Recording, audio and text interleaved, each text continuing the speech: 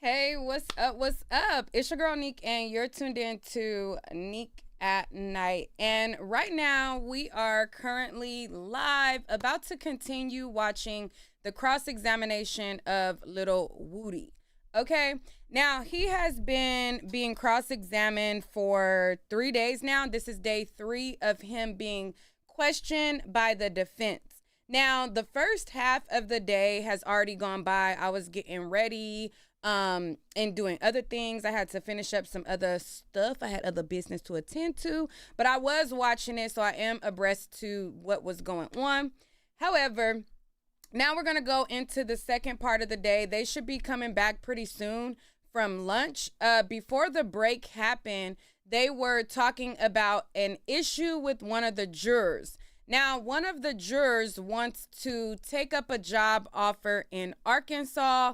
So the judge was basically asking them what they wanted to do about that situation. So we're going to hear about that. And then Woody is going to be questioned by the rest of the attorneys. So still has just, for the first half, he completed his questioning for right now until he has to, come back after the state goes back up. But still completed his portion. Weinstein completed his portion, and the Silver Fox, I always forget his name, he completed his. And then now the next one that I believe that is going to come up right now to question Woody is going to be Schardt, I think. Now, all of the attorneys can question him, but my guess is it'll probably be Schardt next. But we'll see. They should be coming back right now. We're going to see what they're going to do about the juror that wants to go to Arkansas. And then we're going to get into some things. Now, the first half, I'm going to still react to that in another video because the state got cooked. Okay? The state got cooked. The attorney for Young Thug, which is Brian Steele, he was really, really sticking it to the state, showing how desperate they were to try this case, showing how Woody talked about in other jail calls, how he was just making it up. And it was very, very, very, very interesting cross. But because I want to, react to what's current right now, we're going to react to this, and then we'll get back to that later, okay? So I'm gonna react to the first part later, even though I already seen it, but yeah. So yeah, thank you for the comment. You say you like the white hat. I appreciate it. Thank you, thank you, thank you. I be I be cracking myself up in the law and crime chat because people in the chat, they are crazy. Now, my position on this whole trial is I think that if you do a crime and you get in trouble for it and you have to pay the consequences, at that point, it literally is what it is. However, I think that every single defendant, whether they are guilty or not, are due a fair and impartial trial. Now, this trial, we have seen several times where the judge and the prosecution have not been fair. They have been doing shady tactics. And for those reasons, I feel like the trial should have been a mistrial and they need to go to the drawing boards all over again. But that isn't me saying that I feel like, certain individuals are innocent. I feel as though if you are guilty. We would oppose the juror being removed from this jury. I can't hear it slow. We do not think that there's been enough put forward to substantiate her being removed. Okay. And that's our position. Well, we're not removing her. We would be letting her go. Well, that's what I mean. All right. Yeah, I couldn't hear him. It was low. Mr. Kendrick is not opposed to the court letting this juror go. Okay.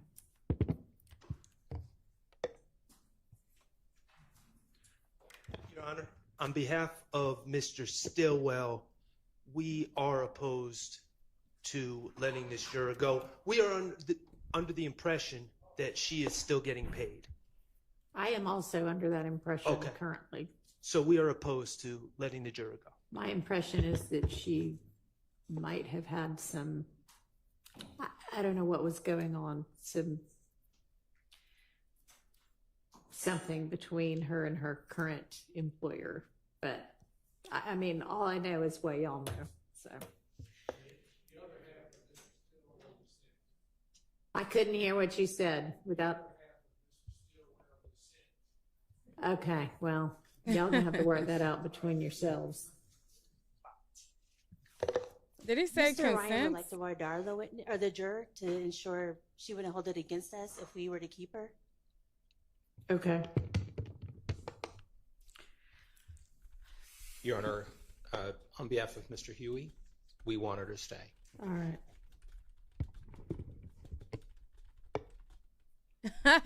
During the break, I was saying how she don't ever talk, and now she's speaking. All right. Thank you. She read the chat.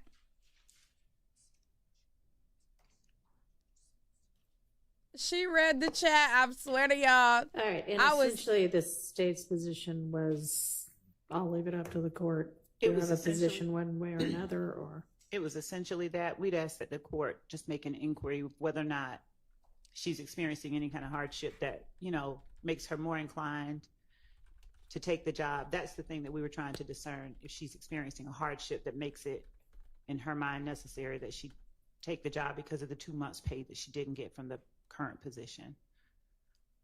Right. I don't know that she She voiced said not getting 2 months pay. I thought she said that she got paid late, that there were some issues with payment a few times late from her employer. I may have misunderstood that. I thought that she said that she didn't get paid once last year and then another month early. Hold on, wait. I gotta pause this while I'm cracking up. All right, so over the break before I went live, I was literally in Law and Crimes chat, and I was basically saying how Miss D. Williams don't never speak. She just sit there at that table. She don't do no work. She don't say nothing. And the chat was like, oh, she a public defender, whoop-de-whoop. She don't have to say nothing. She ain't really getting paid. And I'm like, well, she could get paid from other jobs outside of this. Like, she need to say something. And then, boom, now we come back to the freaking court after break. And now Miss D. Williams want to voir dire, whatever. She want to voir dire the juror. Okay, girl, let me know you watching, honey. Let me know you watching what was said. Cross-examination? Okay. All right. Let's get Mr. Copeland and... Your Honor, we do have. Oh, okay. Hang on. Your Honor, we Mr. Schardt over the lunch break, and we think him provided the exhibits that he's intending to potentially use. Okay. And so the state does have some objections to a few of his exhibits. And I don't know if the court received a copy of his exhibits. I don't have a copy. Did you send a copy to Ms. Percifield? Okay. Can somebody so that or pull them up or something? It's on a flash drive. Do you have another? Some easy way for me to be able to look at them.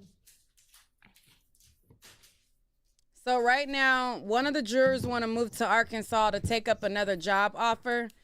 So that's what they're talking about, whether or not they want to allow the juror to leave or make her stay, because in addition to being on the trial, she's getting paid from her employer.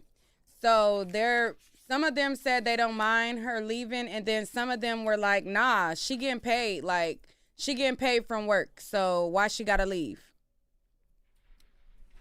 So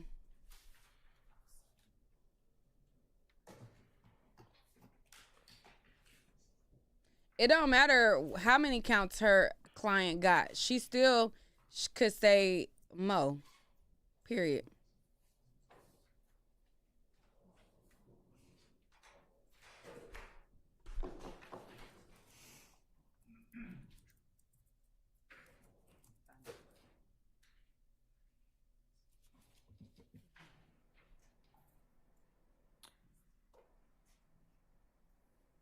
Are these like audios or videos or something, Miss Hilton? What is it that you're objecting to? One of the exhibits was the same exhibit that Mr. Steele attempted to exhibit, which was the Instagram post with the innocent man Instagram post. And so that was included.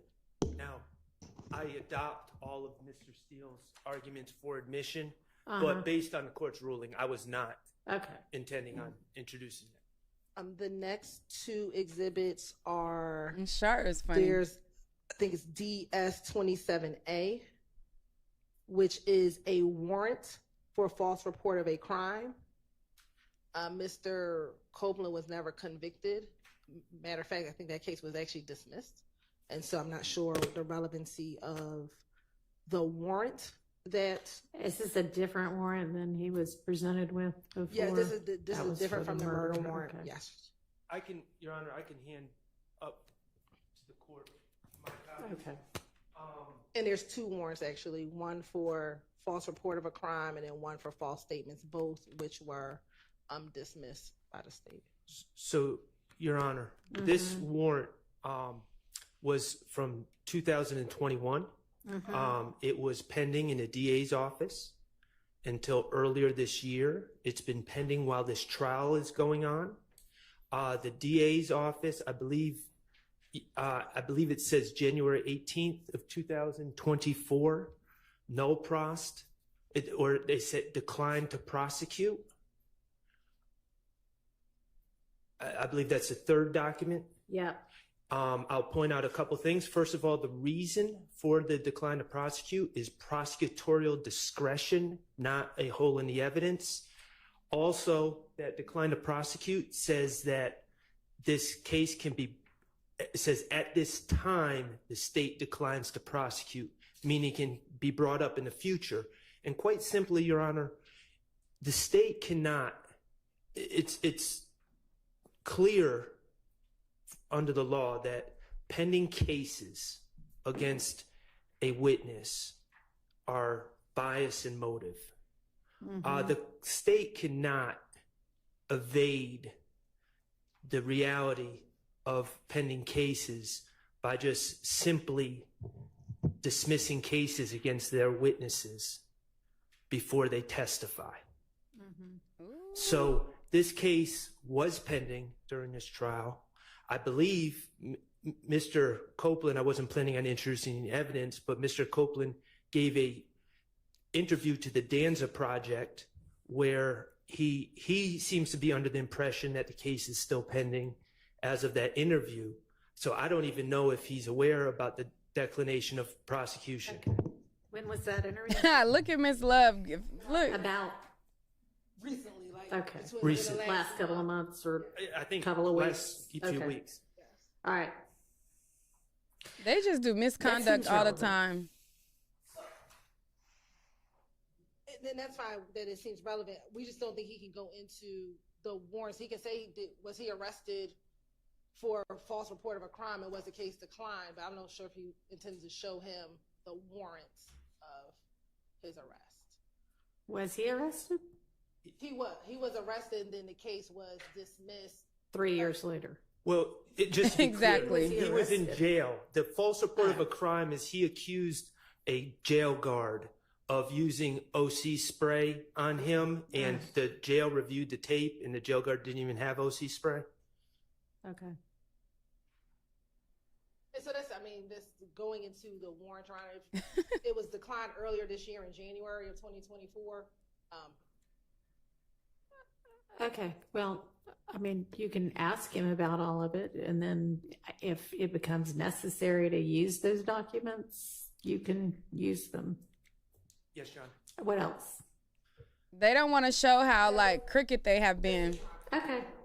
All right. Then I think we're ready to get Let's Mr. get going. Copeland and the jury in.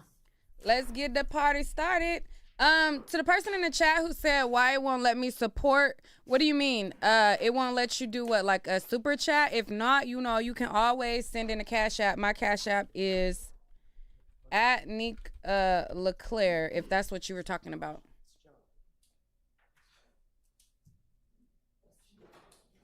The state been getting cooked. We just had one other thing Mr. Schardt just brought to our attention that he intends on introducing. And I didn't know. Do we need to ask Mr. Copeland to step Yes. aside again? Sorry, we thought we were ready for you, but we're not quite. Just hang very close. Woody is funny. I'm going to have y'all come back from lunch 15 minutes earlier than the jury so that we can do these kind of things. All right.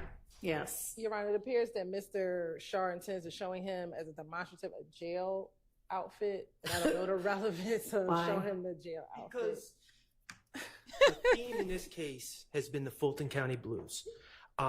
In particular, on June 10th, 2015. He came in wearing that, right? Well, I'm talking about 2015. Oh, 15. Okay. 2015, he's June on 10th. June 10th. Okay. He's on video. Yeah. All right, there's a lot of June 10s. He's on video, and he's not wearing a jail outfit because they haven't brought him to the jail yet. Okay. Part of the reality of Rice Street, and I'm not asking this to go back with the jury, it's just a demonstrative. Part of the reality of Rice Street is you wear the outfit, you lose your individuality, your identity, you're thrown in the Fulton County. No, that is nice and dramatic, but Right. no, we don't need to do that. They trying to get him to Maddie, cry use a on the picture. stand. No. Okay. Okay, let's get Mr. Copeland. They trying to pull out them tears on that stand, boy. Sharp, funny. And the jury. All right, Mr. Copeland, come on, have a seat. Oh my God. The case is expected to last until 2025. Stand up for the jury.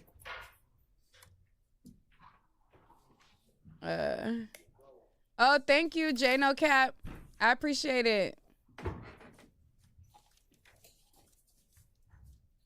Thank you. That was funny. Thank you so much. Oh.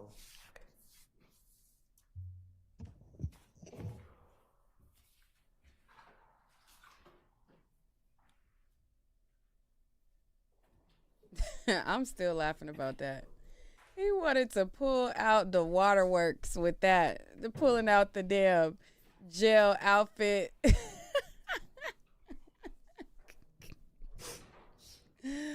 Ooh, they still have 100 witnesses left to go.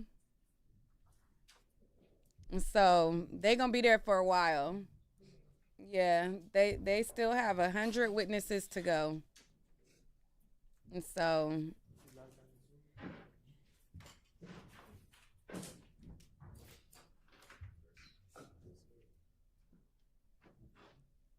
let's get it.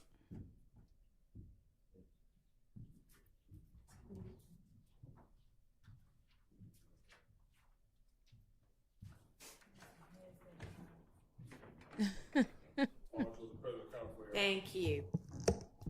Hope y'all had a pleasant lunch. We good? Yes. All right. All right, Mr. Schardt, you can proceed with your cross. Thank you, Your Honor. May it please the court. Good afternoon, everyone. Good afternoon, Mr. Copeland. Good afternoon. Okay, Mr. Copeland, we have never met before. Isn't that correct? No. Okay. We've seen each other in the hallway. No, we never met before. Yeah, we never met before. My name is Max Schardt, and I'm the attorney that represents Shannon Stillwell, okay? All right. All right. And I know you've been asked a lot of questions, and I'm going to try not to repeat questions that you've been already asked. I'm going to do my best.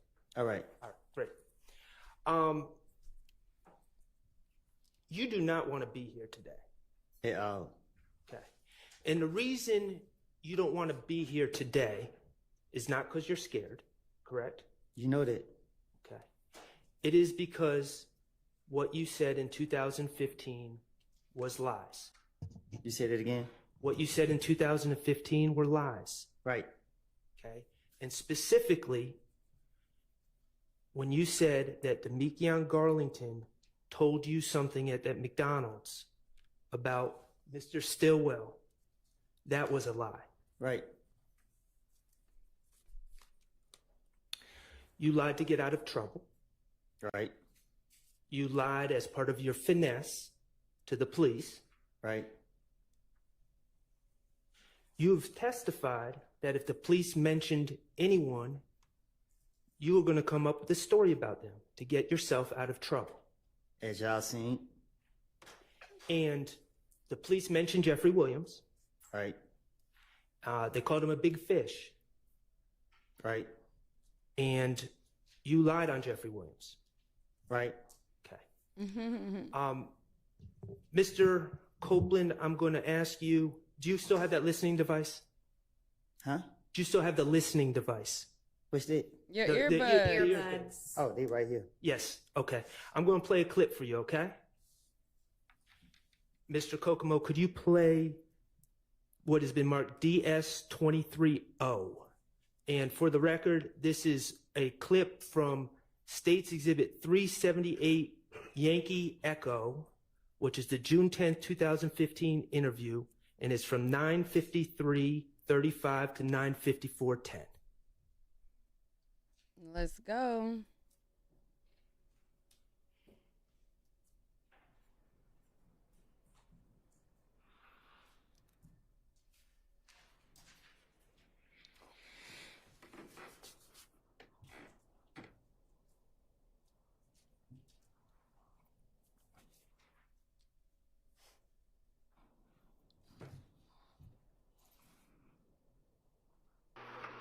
How long you been doing Shannon?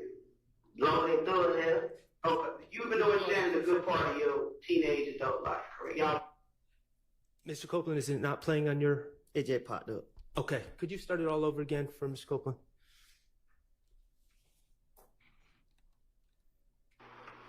How long you been doing Shannon? Long and through as hell? Okay. You've been doing Shannon a good part of your teenage adult life, correct? Y'all basically grew up together, right? Went to school together. Y'all like brother. You, Debunking, and Shannon. That's from what I know. Yeah. So I can pretty much assume that if it's something like that that they did, even if you weren't involved in it, you know about it. Because I'm telling you, everything kind of keeps coming back to you. You understand? Because Shannon's out there on the streets now. Okay. In that clip, Investigator Gaither is asking you about Shannon, correct? This sound like it. Okay. I can't barely hear it. That's why I took the headphones out. Are they not working? No, it's just like the way the way I can hear, it's not clear enough for me. That's why I had to listen like out loud. Okay, I understand. All right, well, we're going to do our best to work through that, okay? All right. So, regardless, in that clip, I'm going to ask you about that clip, and you can, if you didn't hear it, you didn't hear it. Investigator Gaither tells you that while you're in the interview room with her, Shannon is out on the street. Isn't that correct? I just heard it. Okay. Investigator Gaither says to you, if Shannon's involved in something, you know about it, correct? I didn't hear that. Only thing I heard was just the last part where she said he on the street. Okay. You now Right. realize that the police were saying some things, such as Jeffrey's on a European tour, or Shannon's on the street and you're in here with us, to try to get you to tell on other people, correct? Objection, speculation. Sustained. Is that how you took those statements at the time? I don't get what you're saying. Did you take those statements when Investigator Dennis told you that Jeffrey's on a European tour while you're sitting in the investigator's room, or Shannon's on the street while you're in the interview room? Did you take those statements as invitations to give information on other people? Yeah, that's what they were doing the whole time. He got these big houses and cars, and that's what I think that was Dennis kept saying it all the time. Okay. And these conversations and Investigator Gaither talking about Shannon then, that's not the only time law enforcement talked about Shannon in your interviews, is it?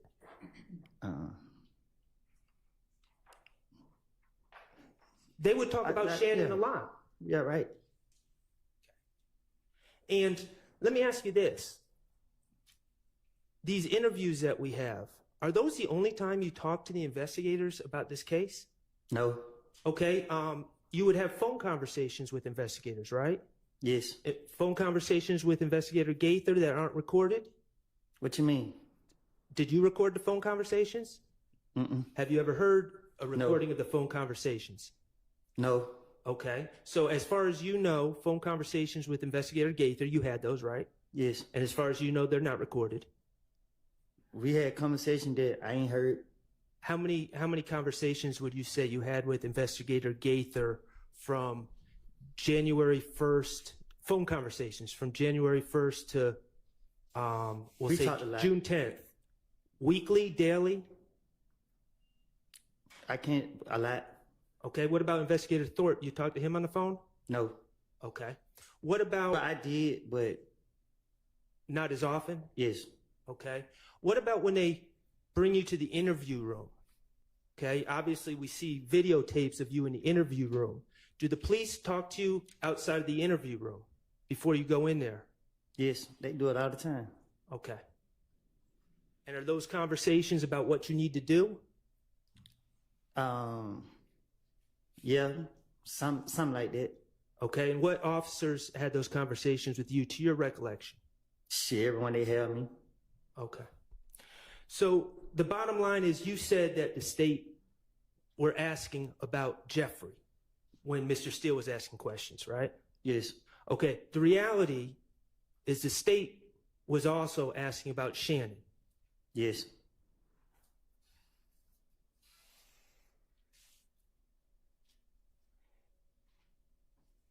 And the reality is you didn't only lie on Jeffrey, but you also lied on Shannon. Yes. And you also lied on Mr. Kendrick, correct? Yes. Yeah, Woody has his own attorney. You remember when Attorney Steele showed you that video from the Texaco gas station and asked if you saw Jeffrey Williams walking around the Texaco changing cars? Yes. Okay. I'm not going to play that video again. Thank God. Yeah. I don't think you're the only one that's saying that. But when you watched it, you didn't see Shannon changing cars at that Texaco either, did you? No.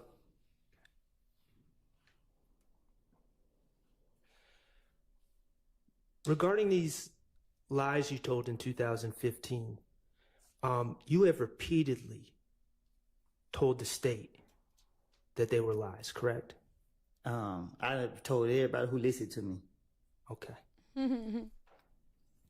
I want to ask you about, you mentioned it briefly with Mr. Steele. Remember that on June 10th of this year, we're talking about this year now. Remember when you were in the judge's chambers? I'm listening. Do you remember that? Yes. Okay.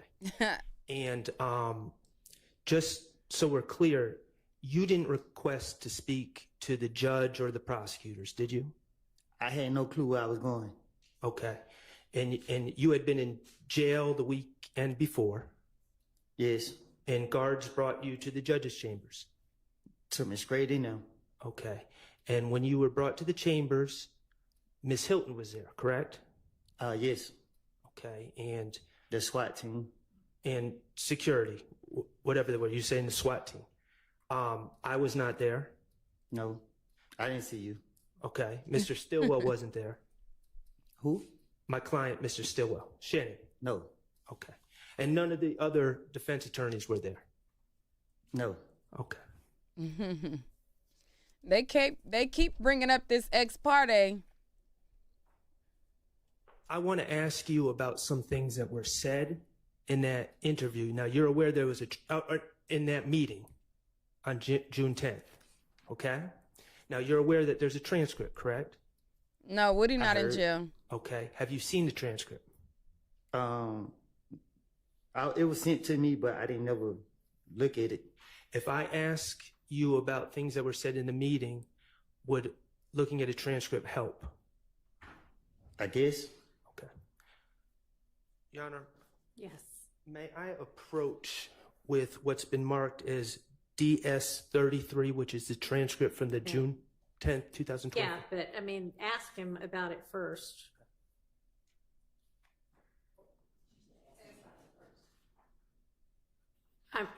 Ask him about it, Oh, and okay. then if he needs to see it, then Okay. you can give it. Okay. You can hand it to him, but Thank you. Don't look at this unless you need to, okay? All right. there you go.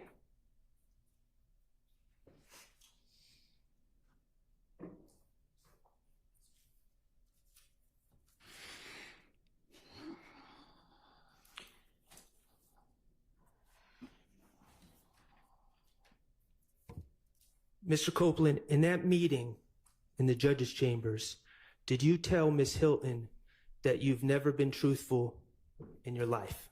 Yes. Except when you're telling them that you're a liar. Right.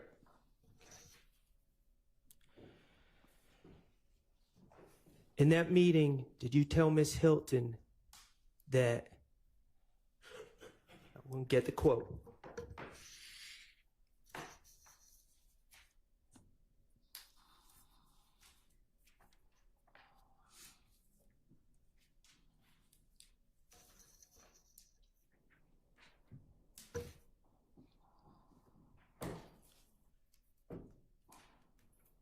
Come on now, get that quote.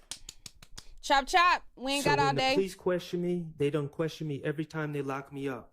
I don't know how many times that was. I done told them whatever different story I could think of to try to finesse my way out of the situation. I don't recall what I told them. Yes.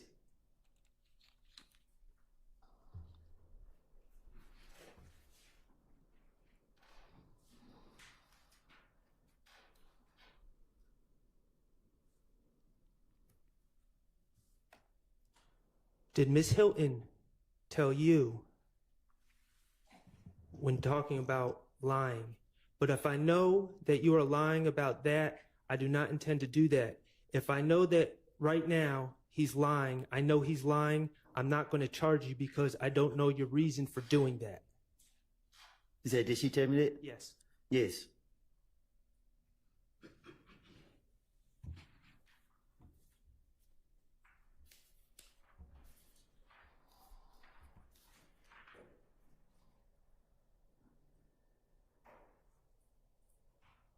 You were offered immunity by the state, correct? Well, not offered. I say that you didn't want immunity, but they gave you immunity. Yes, they forced it. Okay. To Miss Hilton, did you tell her I did these crimes? Yes.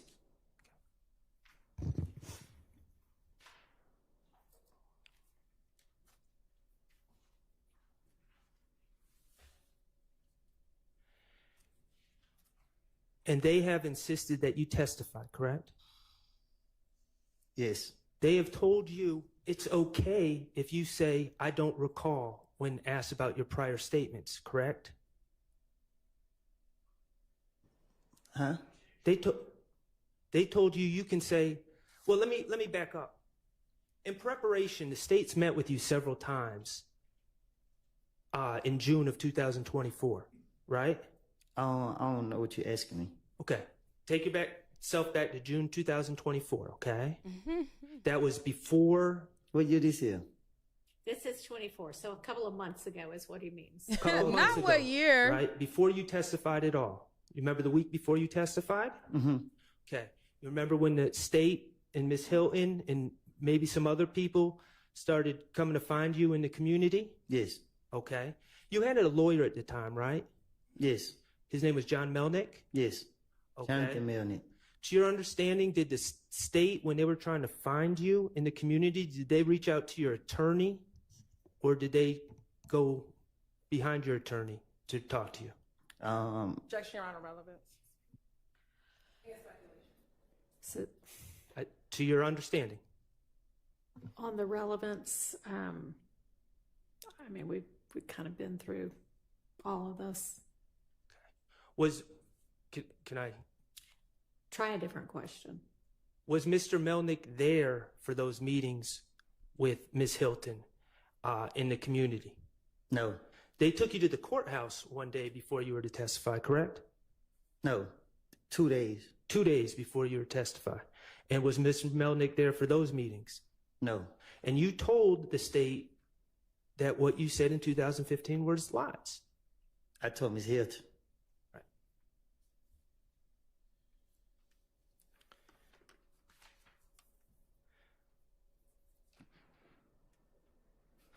Okay. I'm going to change subjects, okay? Now, I'm not going to ask anything too personal, but I'm going to ask a little bit about your life, okay?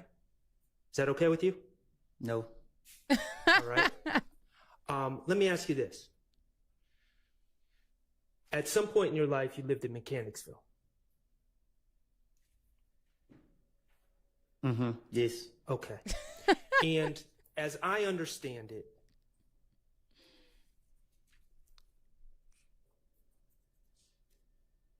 your life hasn't always been easy. My life ain't never been easy. Okay. Your life has never been easy. And there have been times where you have been in dangerous situations in your life. Is that fair to say? Yes. Okay. They about to I wanna object ask and you say about, relevance. Some ways that you avoid dangerous situations. Look at her, hand on the button. Can't wait. When you are Objection, approaching relevance. a stoplight, a red light, She can't wait to do you press it. stop at the red lights? Objection on relevance. I knew It's very relevant. I knew she was about to say relevance. Do you stop at the red lights? Hell no. Okay, you said hell no. Yeah. Okay. I should have been an Why attorney in my former don't life. you stop at red lights?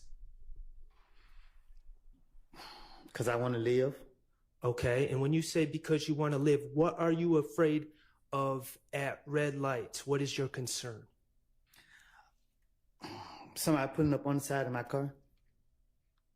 Someone pulling up on the side of the car and shooting you, correct? Yes. Objection. And so when you Relevant. pull up to red lights, you might stop briefly, but then you... I'm not stopping at all. Okay, so you just keep going. Right through it. Okay. I appreciate you telling us that information. And is that during the day and night? It's doing at any red light. Okay. If the police right there, I turn off. And you've actually told the police this in a prior interview in 2021. You told them that you don't stop at red lights, correct? You told Investigator Flores that. Prior did. Right. Okay, what about tinted windows? Do you prefer to drive cars with tinted windows? This Garrett, this must. That's a must. Why is that a must? So people don't know I'm in that car. Why don't you want people to know you're in that car? Because they like to shoot at cars. Okay. So is that a form of self-preservation? Riding around in cars with tinted windows only? You better. Okay. And let me ask you this. With the red lights, are you the only one that does this, or are there other people in your in Mechanicsville or in other areas that do that as well, to your knowledge? Speculation and relevance. Well, he said to your knowledge, I think I'm To your going to allow knowledge. it. Most of the people I know run lights. Run lights. Okay. What about the tinted windows? Even my sister and them got tinted windows. Okay. Finally, I want to ask you about wearing a mask. And when I say a mask, I don't know what to call it. So maybe if you can educate me and the jurors. I'm talking about a cloth mask with a hole right here. Mm-hmm. Okay. What do you call that type of mask? Shit, different stuff. I call it a mask. Some people call it a shiesty. They just got different names to it. Okay, I'm just going to call it a mask, but to be clear, we're talking about the same things. And you've worn those masks before, correct? Yes. Okay.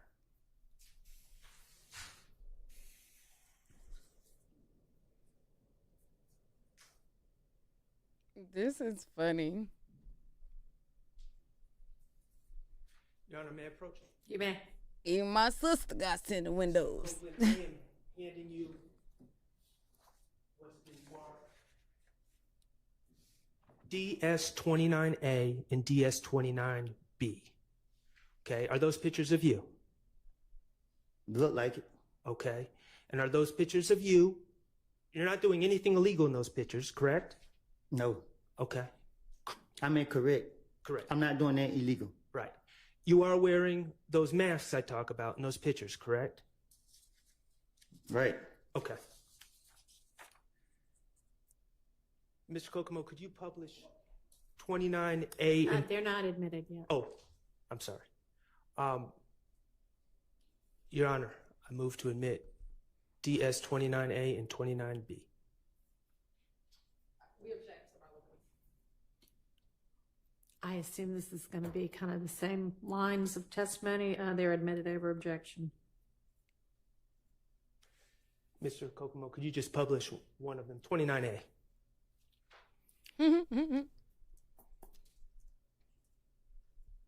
Okay. We're going to publish 29B.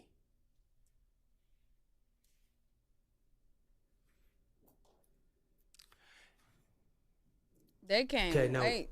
Mr. Copeland, on your screen, that's the type of mask we're talking about, and I just want the jurors to be able to know what we're talking about. Okay. What are those masks made of? What you mean? Like What you material? mean? I ain't make it. Are they made of cloth? I don't know. Okay. Are you the only person to wear those masks? No, everybody wearing them. Everyone wears those masks. What year did you start notice everyone wearing those masks? When COVID came, About 2020? when COVID would cause us to wear the mask. Okay. And The they- DAs is hot. okay. It became more like a fashion thing. That's what I was about to ask you. It became more of a fashion thing. Right. Okay. And where can you buy those masks? Shit. Anywhere. Gas stations sell those masks? Yeah. Okay. Corner stores sell those masks? Beauty supply store, all that. Okay. They're not rare. Huh? They're not rare. They're not weird. Rare. They're not Unusual. unusual. They're common. Right. Those masks are common. Mhm. They come in all different colors, Yes. all different sizes. Yes. Oh my God.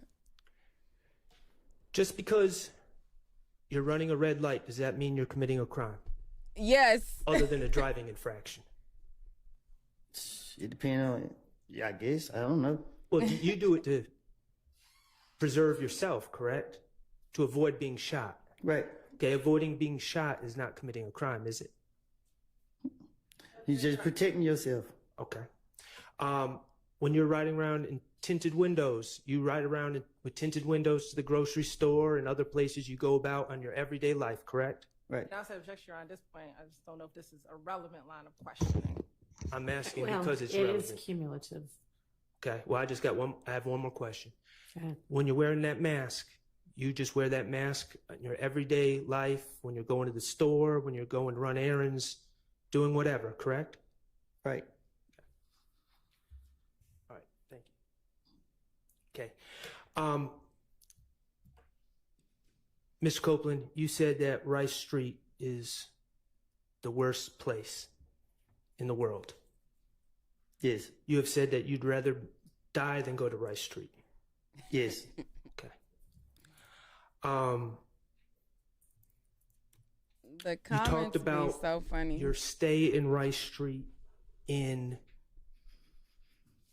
I guess it would be February 21st of 2015 when they arrested you on that probation warrant, and you stayed there for several weeks, correct? Yes. Do you remember exactly how long you stayed there? Yes.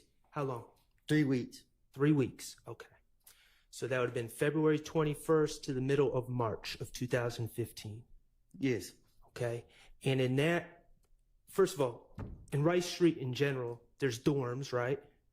Not where they put me at. Well, I'm just talking about in general right now. I'm going to get to where they put you at in a Yes. second. There's dorms, and then within the dorms there's cells. Yes. Okay, and the cells, how big are the cells? 18 and some ones 16s and other ones. Talking about feet? You said cells? Yes. Like rooms? Yeah. How big are the rooms? Yeah. 18 rooms and some, 16 and some. The individual rooms are small, correct? Yes. Okay. And everything is made of either concrete or metal, correct? This part I Yes. feel like is All right. cumulative. Most of the time you have a cellmate. All the time. He already talked about the conditions yesterday. No privacy. Correct. Showers in common areas. Correct. Objection, toilets. cumulative. You don't get a special room to use the bathroom. Right. Okay. It's filthy. You talked about feces. All the time. When you on the ground, on the walls, things like that. Yes. Okay. Standing water in the showers. Who? Standing water. We call it nut juice. What do you call it? Nut juice. Okay. All right. Mr. Schardt, let's get on. We're painting the picture. Let's get on with what you want. Oh my The God. filth in Rice Street. To avoid that filth, you would be willing to tell lies, correct? Correct. All right. Let's talk about the danger of Rice Street. Ooh, them DAs is mad. What's a shank? A knife. Okay. Knife made of just a random piece of metal, correct? Whatever you can make with. Whatever you find. Are shanks common in Rice Street? Is they who? Common. What you mean? I keep using that word. Is it unusual for people to have shanks in Rice Street? When I say people, I'm talking about the inmates. You saying, do they have them? Yes. Yes. You better have one. Okay. And is it a concern of yours that someone that doesn't like you would have a shank in Rice Street? Yes. Okay. You know jail, you know Rice Street to be a particularly dangerous place, correct? Yes. And it's a particularly dangerous place for you, correct? Yes. You would lie to avoid the dangers of Rice Street, correct? Yes. I want to talk about the isolation. Okay. In February of 2015, you were arrested, and let's be clear, you feel it was a bogus probation warrant, correct? It was. Right.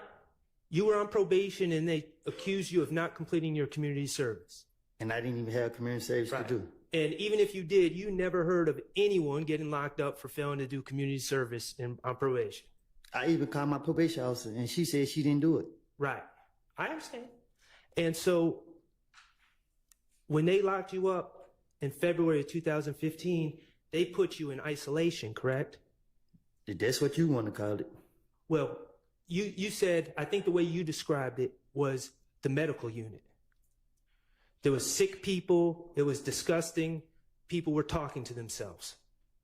Yes. People were doing worse stuff than that, eating their stuff. Okay.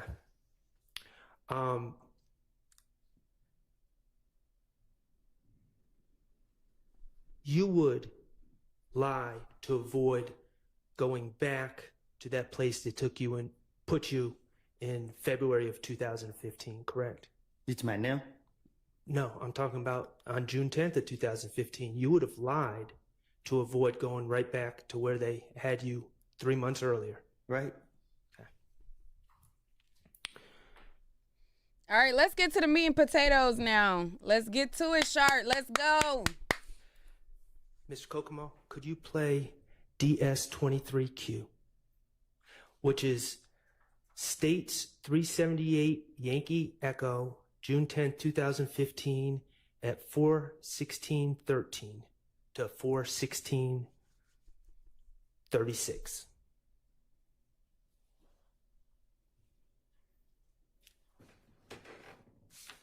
Do I need to listen to it? I would appreciate it if you did. Thank you.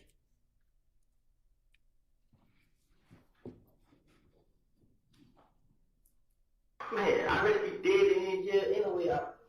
I'm just saying. What I'm saying is, man, I do whatever it takes. Whatever, man. I hate jail. I because you can't. You want to be out. I was gonna take these niggas guns and bring to y'all myself. I would set them up myself. I would do whatever it takes. I will, man.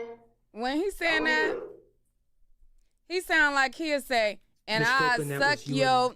and Investigator Dennis on June 10th, 2015, correct? Yes. Okay. And you told Investigator Dennis that you'd rather be dead than be sent back to jail. Still will. Okay. And you said you will do anything to stay out of jail. This what he said. And do anything includes lying on others, correct? Yes. The person talking right now is not the prosecutor. Right. That's the defense. Mr. Copeland, we're going to change the subject a little bit. Switch gears. Let's go. I want to talk to you about some of these statements you made to the police, okay? In 2015. All right. And let me just ask you, you know, you said, I don't recall a lot when the police, when the Miss Hilton asked you about things that you said in your statements in 2015, right? Yes. Okay, and that was 9 years ago? About? I guess. Okay. In these meetings that the DA's office or Miss Hilton or whomever had with you in June of 2024, prior to you testifying, did anyone offer to play those statements to you to remind you of what you said? No. Did anyone give you a transcript of what you said in those statements so you could review them before testifying? Bye. No. They just told you, if you don't remember, just say, I don't recall, correct? Yes. The reality is they just wanted to play those statements. That's why they wanted you here today, correct? Objection or speculation. Sustained. Okay. We know what it is. Let's talk about January 11th, 2015, okay? That was in the early morning hours of January 11th, 2015, right?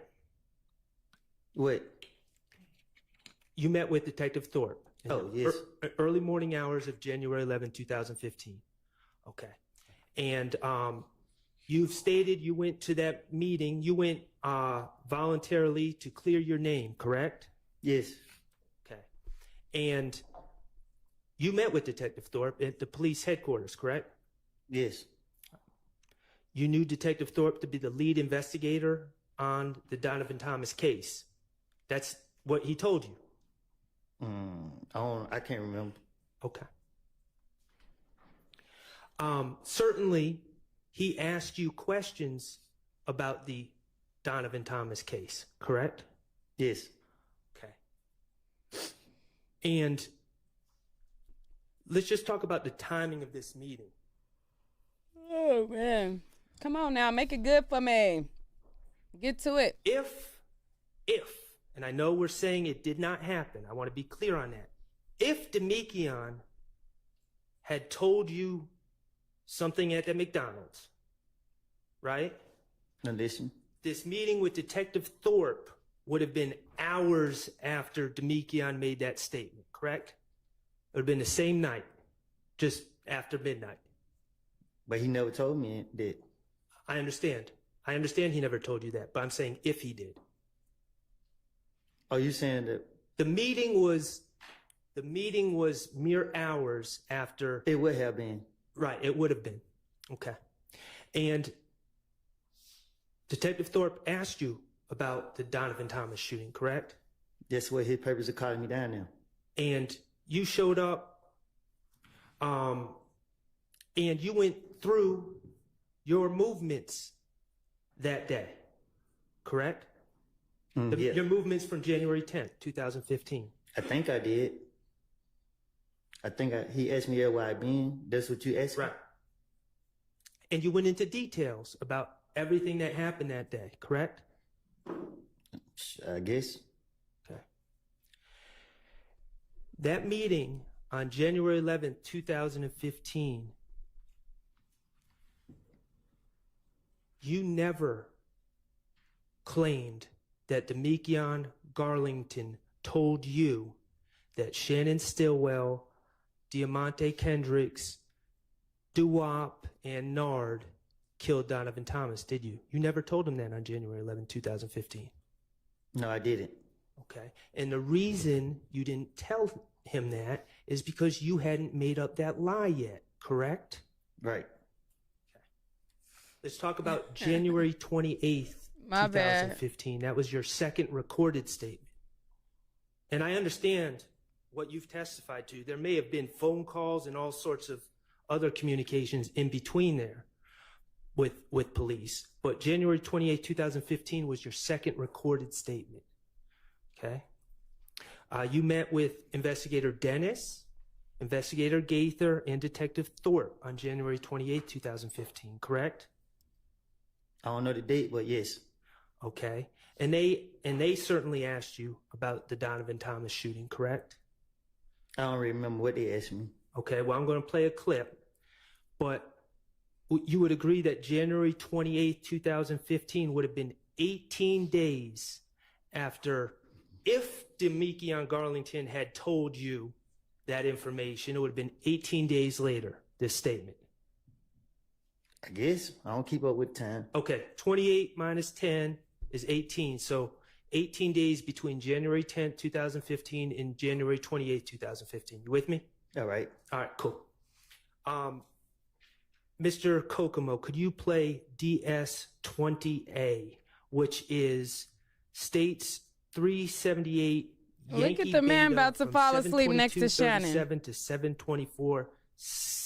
724:40. The attorney trying to stay awake.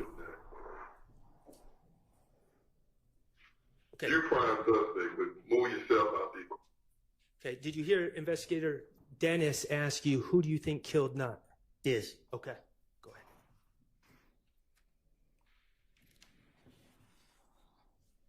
Who you think did? I'll probably say that. I'm just saying, like, word on the street is, you've been tried, convicted within the street. Now they said two of my other partners were locked up for it, but Who? they to my head and Doc. But they ain't have nothing to do. Who was that? Doc locked up. Who was that? Clarence. I think that's his name. Cause I didn't like him. Yeah. They saying they did. out though, man. Yeah, he had out. Yeah, he had out. They saying they did. You know what I'm saying? They trying to make it What like. do you think? Like, I'm not. What do you think? What do you think happened? Okay. Right there, you said to Investigator Dennis, when asked who you think killed Nut, you're saying, they're saying, meaning the streets, right? Right. Streets are saying Head and Doc, who are two people you know. Right. Those are street names, Head and Doc. Right. Streets are saying they did it, but you don't believe that. Right. Okay. Like, real shit. I think it got something to do with them. I think they did something. They got another beef somewhere else. Cause I been hearing stories like Nut's supposed to ran off on somebody with some. You know what I'm saying? But they When you said, I think it had something to do with them, you were referring to If Gang, correct? Yes.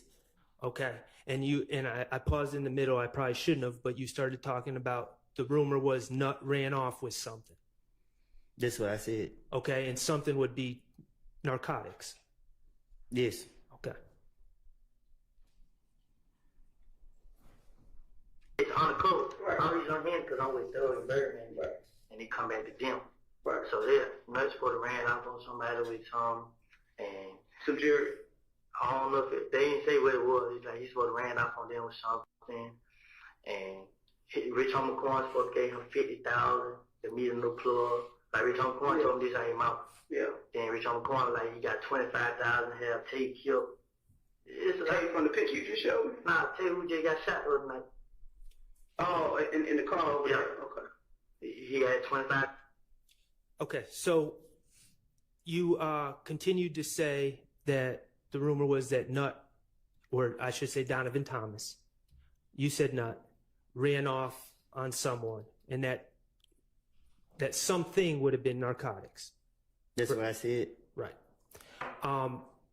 nowhere in that answer did you say, well, Debunking Garlington told me that Shannon and Mr. Kendricks and Doo-Wop and Nard killed Nut. I did say that. You didn't say that on January 28th. I didn't say that. Correct. I'm going to ask you to listen to what's been marked as DS20B, which is that same interview from 7:50:56 to 7:52:50.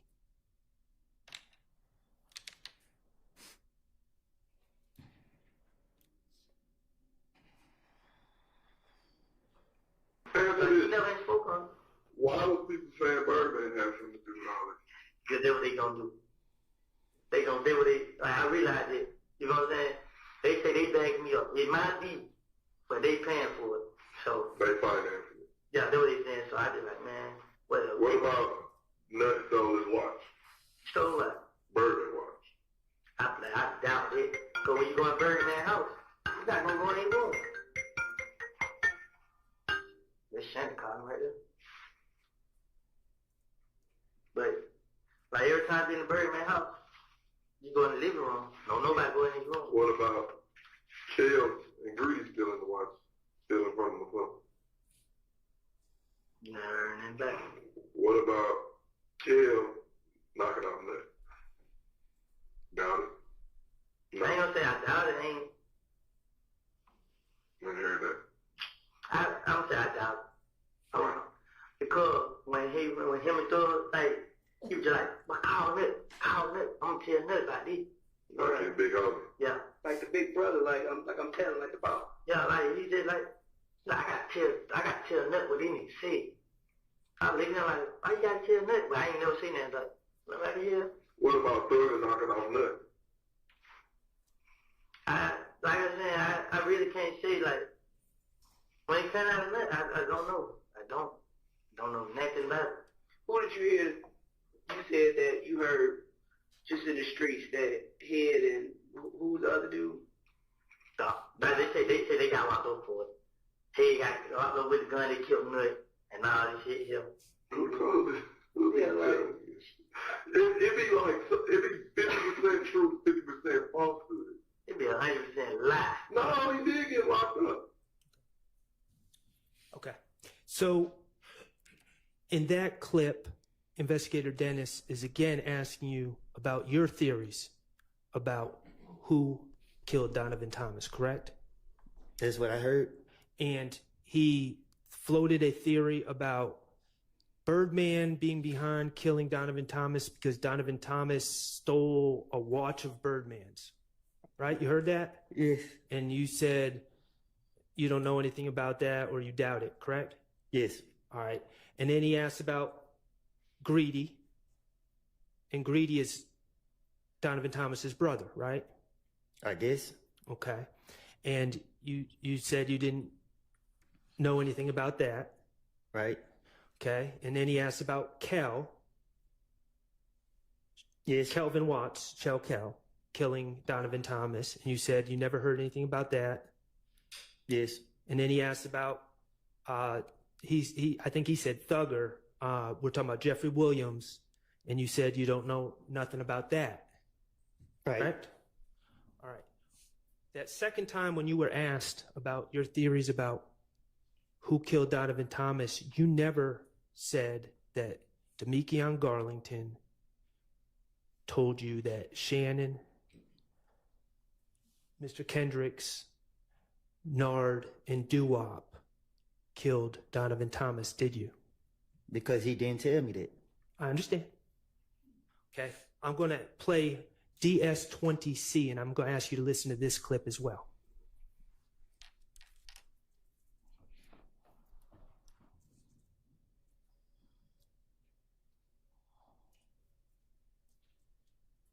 My girl, she get a lot of information from her friends. She got a lot of friends, so they be around me. Lucien was talking at the studio, and it was a girl in there, and Miss one of them, and she my girlfriend. And she said that they nobody can do that, nothing. You know what I'm saying? They was all like Kill and K Rock somebody. You know what I'm saying? Kill and who? K. Who's K? I sent you a picture of that too then. I think I sent it to the other too. They had a chop on in the picture. Oh, yeah. And the gym was in the car. Yeah, them two, Ross, man, and they supposed to came back. They talk about the studio. You know what I'm saying? They just put my name on it. They covered it up. Make it seem like they ain't got beef in the streets, whatever. Yeah. And then they like, she be like, they know what they do it. You know what I'm saying? But they gonna keep playing on him. And she be like, K, when the nut got killed, K first one called everybody like, we killed Nut. Tell the mom now what it did. He the first one started my name. And they like, K went along with it. So they had jurors, then they did, like Nut died, then they started. That same day? I don't know when. They like, they jurors, man. And Nick's supposed to come back for them. You know what I'm saying? Like, Kill robbed Fly, Plug, Fly. He robbed one of them. So, in that clip, Mr. Copeland, again, you were asked about your understanding or what you've heard about who killed Donovan Thomas, correct? Right. And you said that you said that your girlfriend or a female friend of yours was at the studio and she was told that Kel and Kay had robbed somebody. That's what I said? Yes. Yes. Okay. And that the people that Kel and Kay robbed came back and killed Donovan Thomas as revenge for being robbed. Yes. And you said that right back. Kay then started putting it on you to cover his own tracks. Yes. And you also specifically said your understanding was Kelvin Wants, the robbery he did was to Fly's plug. Yes. Okay. And so we're clear, Fly is Mr. Jervin Henry. Do you know his government name? No. Okay. He's someone who runs clubs, correct? And runs TIG, the record label. I guess. Okay. And when you say plug, what do you mean by plug? That's a drug distributor, correct? That's just a phrase that we use. I don't know. Is it involved in the drug game? I guess. Okay. The bottom line is you gave, on that third clip, you gave some more information about things you heard, but you never said, detectives, let me tell you, Debunking Garlington told me that Shannon, Mr. Kendricks, Doo-Wop, and Nard killed Nut. Did you? I never said that. Right. And the reason you never said that on January 28th, 2015 is because you hadn't made up that lie yet, had you? Yeah. Yeah, you had, or no, you hadn't? I haven't. Okay, and the reason you hadn't made up that lie, let's just be clear, on January 28, 2015, no one was trying to lock you up, right? I just didn't have no reason to. Right. You had no reason to finesse at that time. Right. They lost like I was. I want to ask you about February 20th, 2015. On that date, you met with Investigator Curry, correct? And let me just, I think his name is Curry, it might be Kerr, but it was the investigator about those people shooting at you while you were holding your baby. Remember that? Yes. And you remember that investigator? I remember, I didn't know no name, but yeah. Okay. And that would have been 40 days if Debunking Garlington had in fact told you that my client and others were responsible for Donovan Thomas's death. That would have been 40 days after you received that information, if that had occurred, right? I don't get it. Okay. It would have been a little bit over a month. February 20th, 2015 is a little bit over a month from January 10th, 2015, correct? Gotcha. Yes. Okay.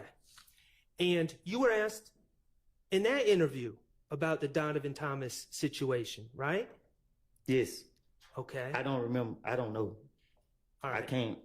Well, you didn't say anything about Debunking Garlington telling you that Shannon and Mr. Kendricks and Doo-Wop and Nard had killed Donovan Thomas in that interview, did you?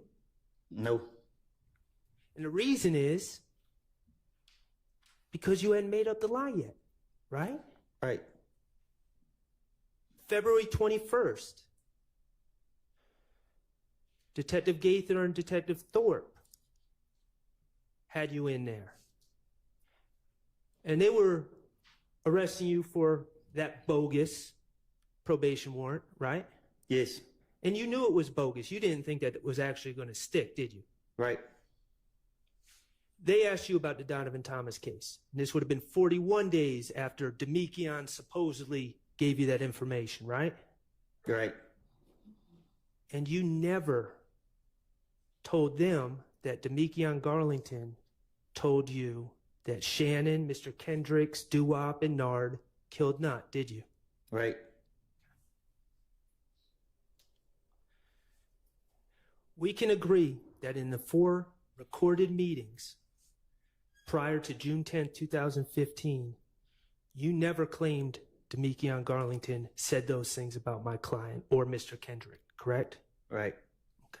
So let's talk about June 10, 2015 and what makes that date different.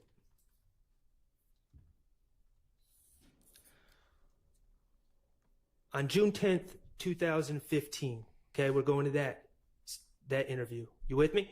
Yes. All right, appreciate you. You met with Investigator Gaither, Investigator Dennis, Investigator Thorpe, and Federal Agent Cunningham, correct? No. I didn't meet with them. They brought Had to go you get to me the some interview room, snacks. and they came in the room. Oh, y'all Yes. can't see it because you it's didn't green choose to meet grapes. with them. No.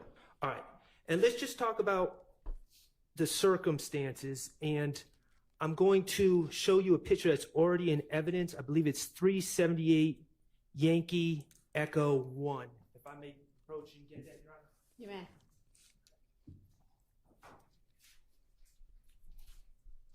I had to give me something to wake myself up. I'm over here getting sleepy. You know I had to go get me some snacks real quick. I got me some grapes this time. I can't be eating too much unhealthiness. I had to make a store run the other day. Get me some snacks and stuff. May I approach? You may. I'm handing you what's been marked as 378 Yankee Echo 1. Woody doesn't have a plea agreement. He been telling them that he lied. That's been his whole testimony. That is a picture on the stand of you in the interrogation room on June 10, 2015, correct? Yes. Okay. I'm going to just wait till we can display this. His whole testimony has been, I lied in those interviews, but I'm telling the truth now. So he's not saying anything different. He didn't get a plea agreement. They gave him immunity so that it can force him to testify and his statements can come in because he was basically recanting his statements and all of that. He's not on trial. He doesn't have a plea agreement. Can you So display it? Oh, actually, don't. okay, let me turn my mic off. Because, baby, these grapes is fire. Okay.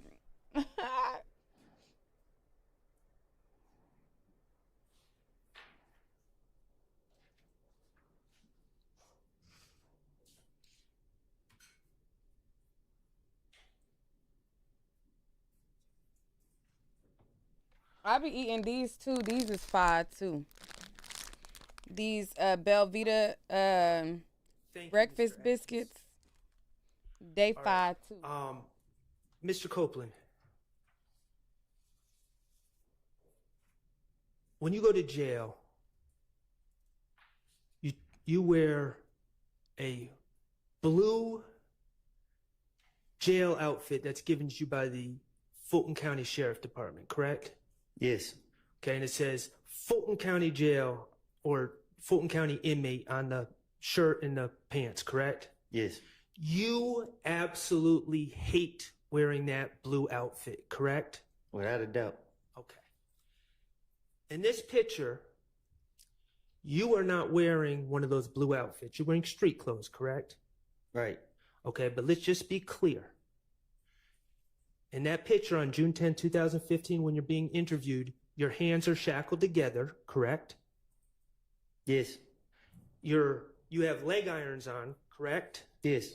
And the leg irons are attached to an anchor on the ground so you cannot get up and run, correct? And they're hurting. And they're hurting. And you knew that it was only, unless something drastic happened, it was only a matter of hours before you were going to have a blue Fulton County jumpsuit on, correct? Yes.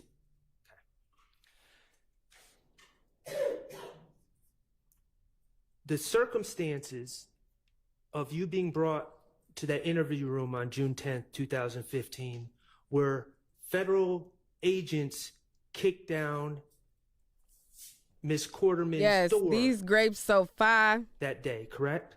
Yes. Okay, and they kicked down that door looking for you because they had an arrest warrant for you. Yes. They had an arrest warrant for you for the April 28th, 2015 possession of a firearm incident at the Dunbar Rec Center. Yes. Okay. And while in the apartment, they saw some things, correct? Yes. And they went and got a search warrant. I don't know. You're not sure if they got a search warrant? Okay. The bottom line is they searched your apartment. They did. Okay, and they found a Smith & Wesson handgun in the kitchen of that apartment, correct? They found a gun, I don't know what kind. Okay. Was it a handgun?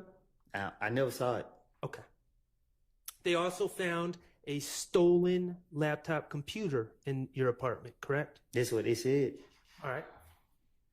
They also searched Deshaun's car, correct? No.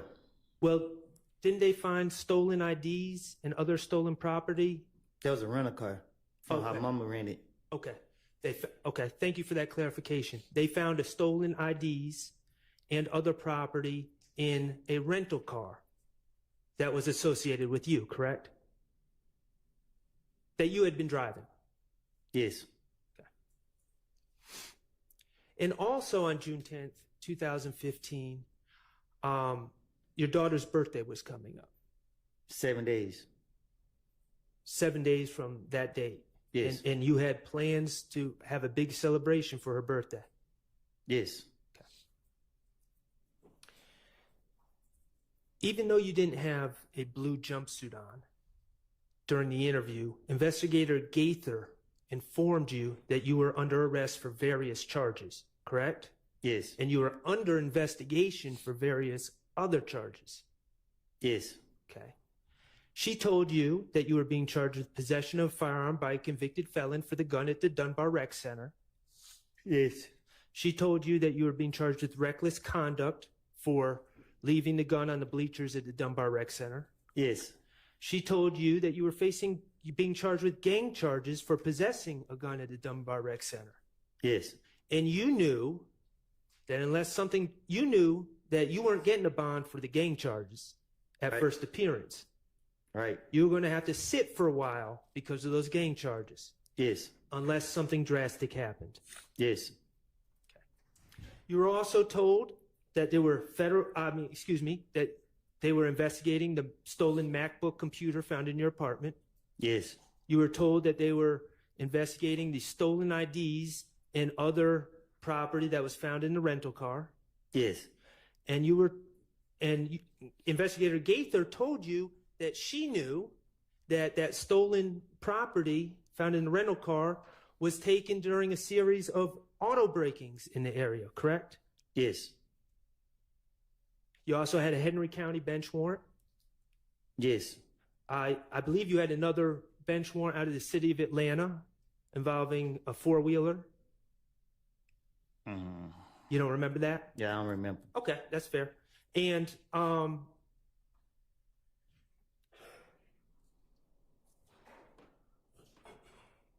eventually, this damn grapes Investigator squirting Cunningham all over the also place. told you that you were facing potentially federal charges.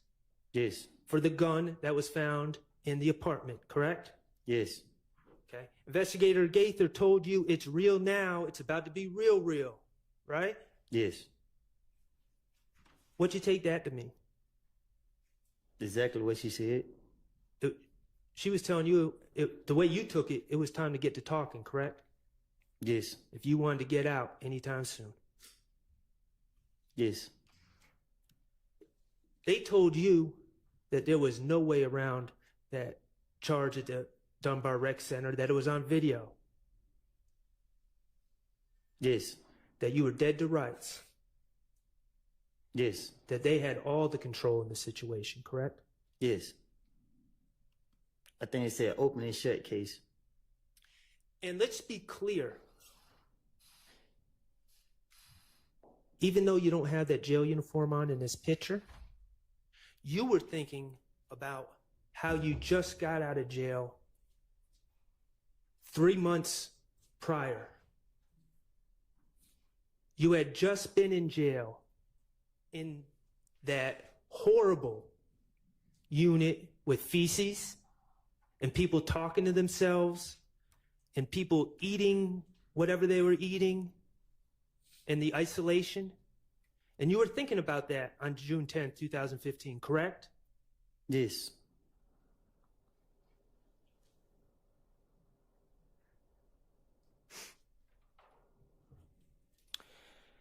Could you play, Mr. Kokomo, could you play what's been marked DS23B, and this is from States 378 Yankee Echo 94048 to 94229. Okay, what you here for is your warrants from Dunbar Center.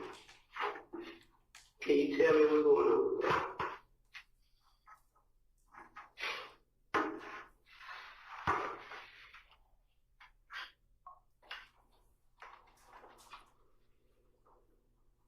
Can you tell me what's going on with that? With that weapon? How'd you get it? Number one. Because I got a version of how you got it, but I want to hear from you. How'd you get that gun? How did you get it? I got it. Because you had it. We got the video, bro. We got the video. So my question is to you, how did you become in possession of that? We ain't really gonna do the back and forth today. I know y'all. We ain't going back and forth today. That's what Investigator Gaither told you. Say that again? We ain't going back and forth today. Right. You took that to mean that they are in complete control, correct? That's what it means.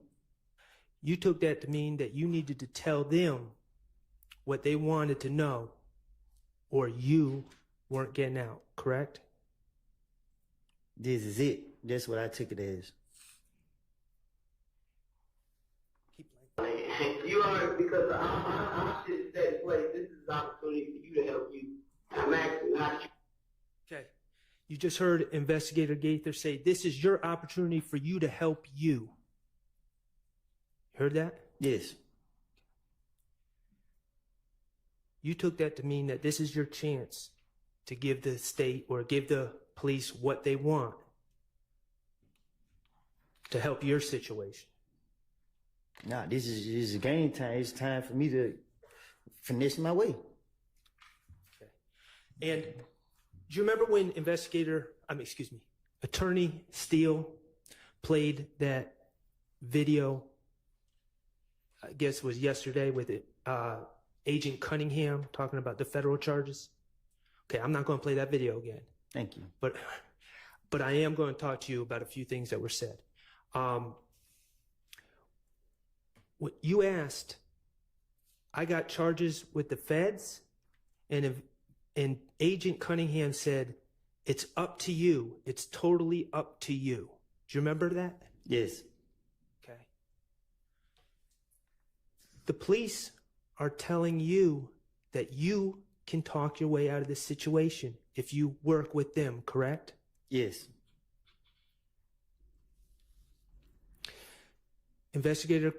Agent Cunningham told you, you're clearly guilty.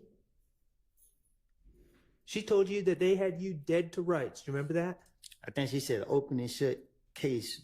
Okay. You took that to mean they have complete control and you need to play their game if you wanted to get out, correct? Yes. Agent Cunningham told you about the charges you were facing. She told you that federal sentences don't have parole. Yes. No early release. Yes. She told you that with federal cases, they don't typically let prisoners stay in Atlanta, right? Right. She said that they were typically going to send you to some other state to serve your federal time behind this. Right. You didn't want to be separated. You love your daughter, don't you? With all my heart. You post about your daughter on Instagram and you're proud of your daughter, correct? Yes. And you consider yourself a good father, don't you? I try to be. Okay. And you did not want to be separated from your daughter in some federal prison in another state, did you? Who want to? Understood. And Agent Cunningham also said that to her understanding, you're a 3-time convicted felon, making you an armed career criminal in the federal system, correct? Remember hearing that? Yes. She told you that you were facing 15 years without parole, plus another 10 years without parole for the gun charges, correct? Yes. 25 years without parole, and that's not even including the conspiracy charges. Right. You were 23 at the time, and Agent Cunningham told you, if you don't play ball, you're going to be locked up in a federal prison in another state until you are 48 years old. Isn't that correct? Yes. Wasn't that said to you? Yes. On June 10th, 2015. In the interrogation room. Miss Agent Cunningham also said that all this is up to you. It's totally up to you, right? Yes. She told you that she reports to the U.S. attorney, and she can tell the U.S. attorney what you did to help yourself out. I think we all heard what she said to me. Okay. Well, what did you take that to mean? That I need to help myself out. Okay. Does that include lying on others? That means that this is my chance to get myself out of this situation. It was time to finesse? Yeah.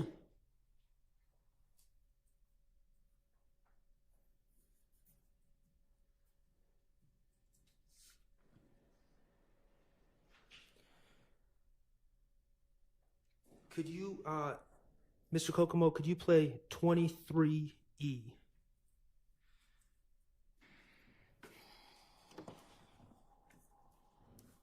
And for the record, Your Honor, DS-23E is States Exhibit 378 Yankee Echo 1031 to 103250.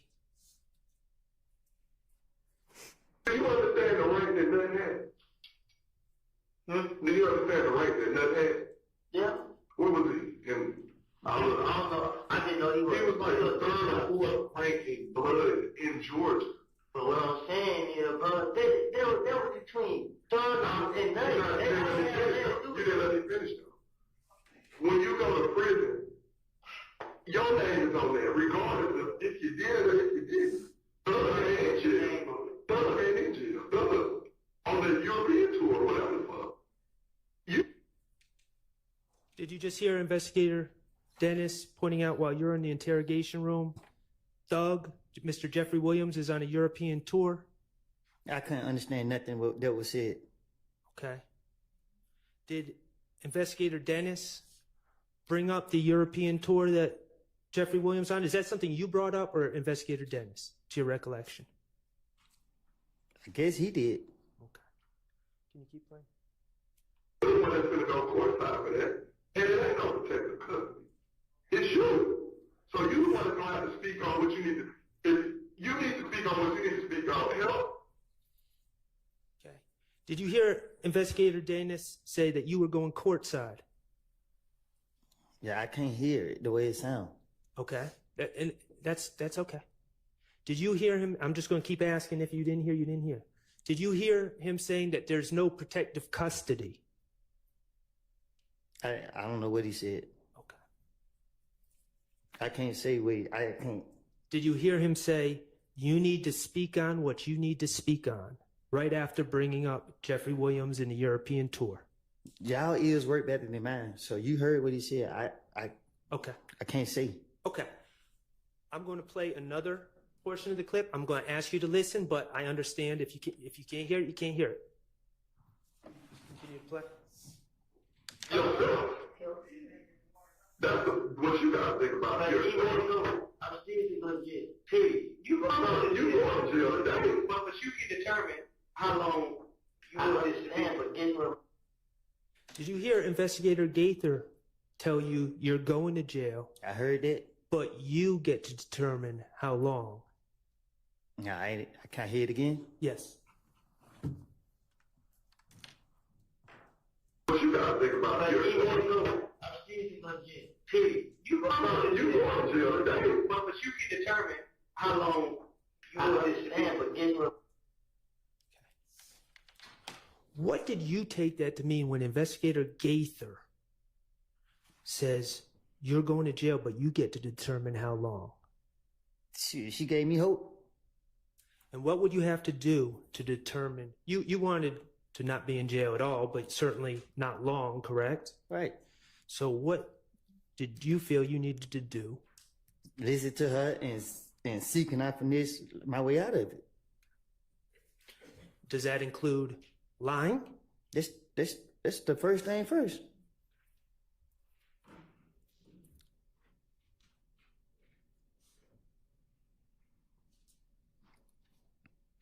Okay, Mr. Kokomo, could you play DS23D, which is states 378 Yankee Echo, 100420 to 100625?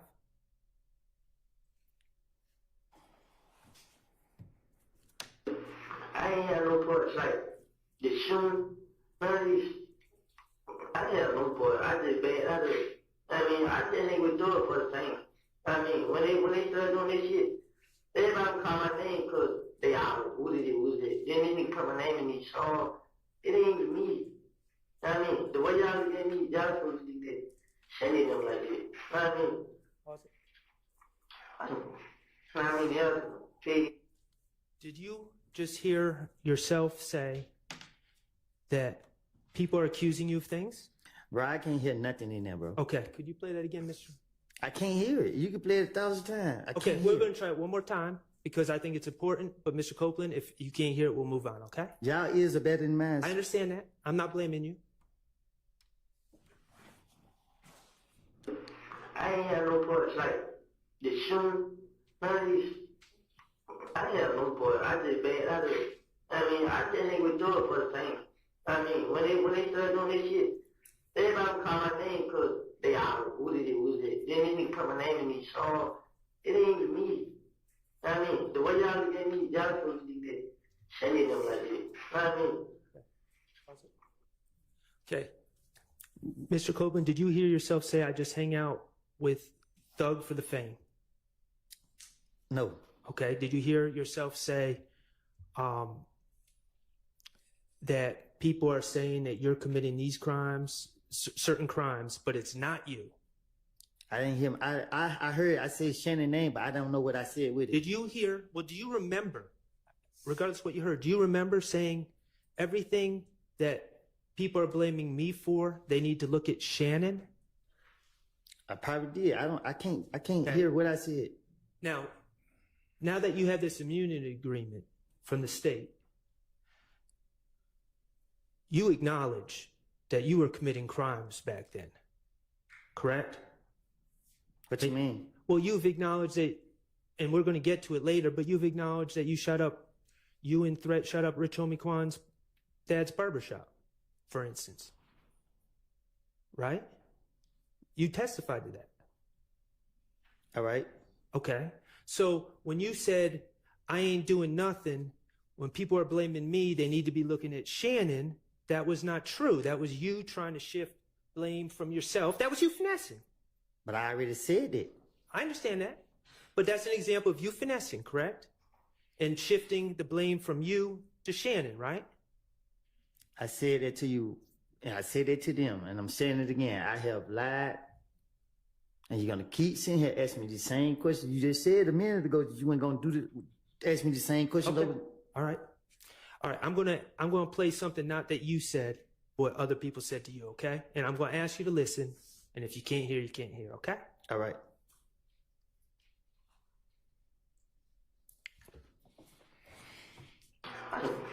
I mean, there's some kids. I plan on taking care of my kids, man. I mean, fuck that, man. I ain't did nothing. I ain't shoot the houses. I ain't shot nobody. I mean, man, only I had a gun because the tester told me, man, I had the right to defend myself. Because the same night he got killed, I came down and I don't get to tell him. But guess what I was just thinking, like, man, these niggas throw it out my home, man. Even right now, I'm still thinking about it. Like, shit, man, I just fucked myself up, man. Just worse and worse.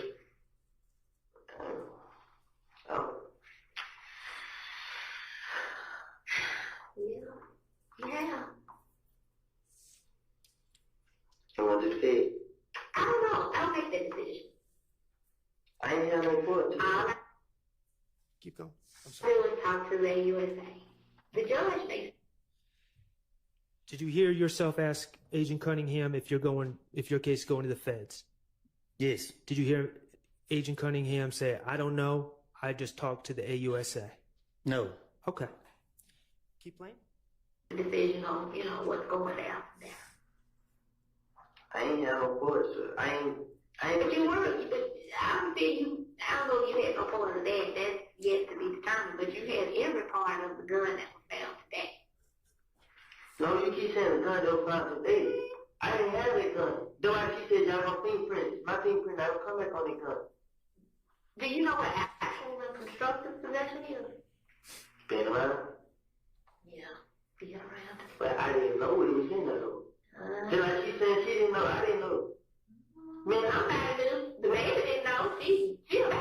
Nah, this is what I'm saying here. Me and her just, we were there. But I wasn't there yesterday. But you were there this morning when they found it, sweetheart. You know how I got there this morning? You know how but that's irrelevant. You were there. When they came and spotted you up, it was there, you were there. That's all I need. That's on you. So what you need me to do? I don't know, I'm just trying to do. I mean, that's on you. This is on me. It ain't no way I can get out of it.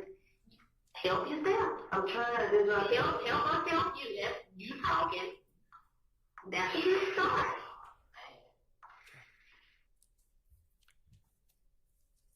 Did you hear yourself, Mr. Copeland, ask Agent Cunningham, what do you need me to do? I'm just trying to get out of jail. Yes. Okay. And did you hear Agent Cunningham respond, you help yourself? You help yourself? Yes. Help us help you? Yes. You're talking, that's a start? I said yes. Okay. Help us help you. Did you take that as it was time for you to finesse, to start telling stories on others, to get yourself out of the situation? Yes. I got one more clip I'm going to ask you to listen to, Mr. Copeland. And this is actually from February 21st, 2015. Ms.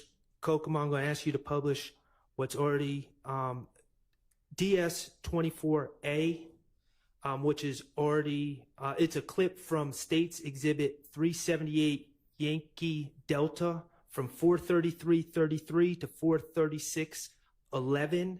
And again, that's from the February 21st, 2015 interview with Investigator Gaither and Detective Thorpe, okay?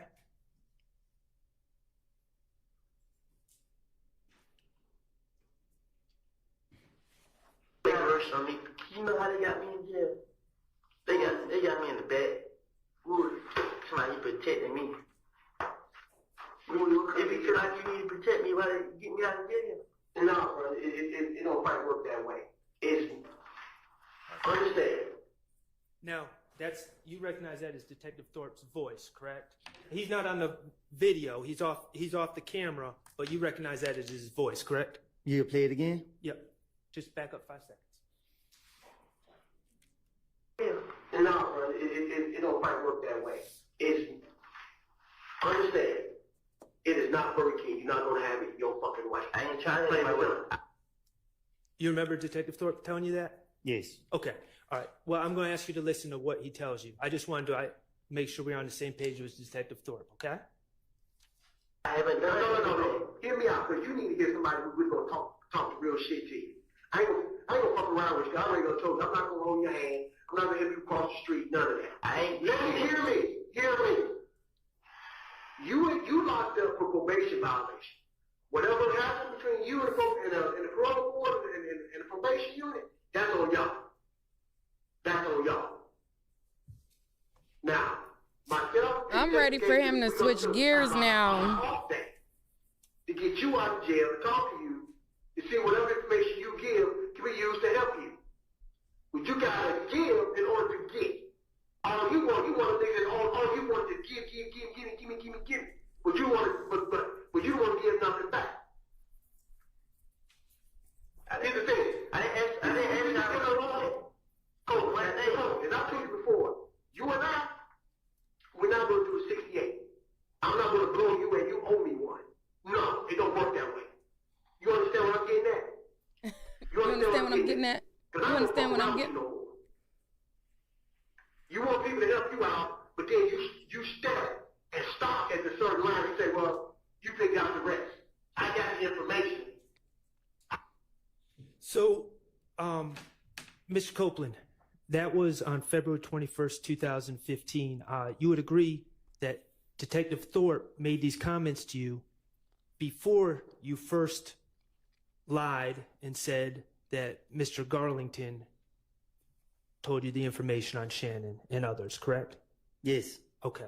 And Investigator Thorpe said, I ain't going to F around with you, right? Yes. You have to give in order to get? Yes. You want to say, give me, you don't give back? Yes. And of course, the give me was you getting out of trouble, getting out of jail, right? Right. Okay. You and I, we aren't going to do a 68. I'm not going to blow you and you owe me one. Right. You said that? Yes. Did you understand the message that he was getting across when he said that? Right. We are not going to no DA and say, you cut us a break and he ain't give us nothing. You heard him say that? Right. Go ahead. I have the information, but I'm not going to say anything else. Y'all just need to go ahead and check me out of jail, and I'm good after that.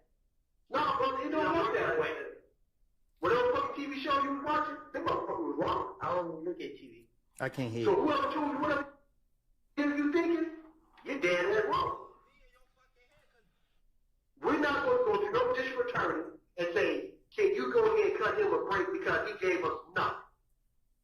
Nigga, don't work that way. When the fuck did life start working that way? It don't work that way. That's a fuck fantasy. Man. You gotta give to give. And that's just being real. Are we?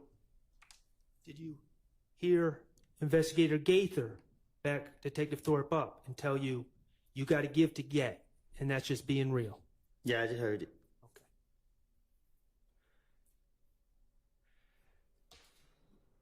Ms. Copeland, these are just some examples. The reality is the detectives in this case had been encouraging you to tell stories on others to get yourself out of trouble, correct? For the 100th time, I've been telling you that. Okay. You knew how to finesse on your own, right? But the detectives were also encouraging you to finesse, correct? They were tricking me.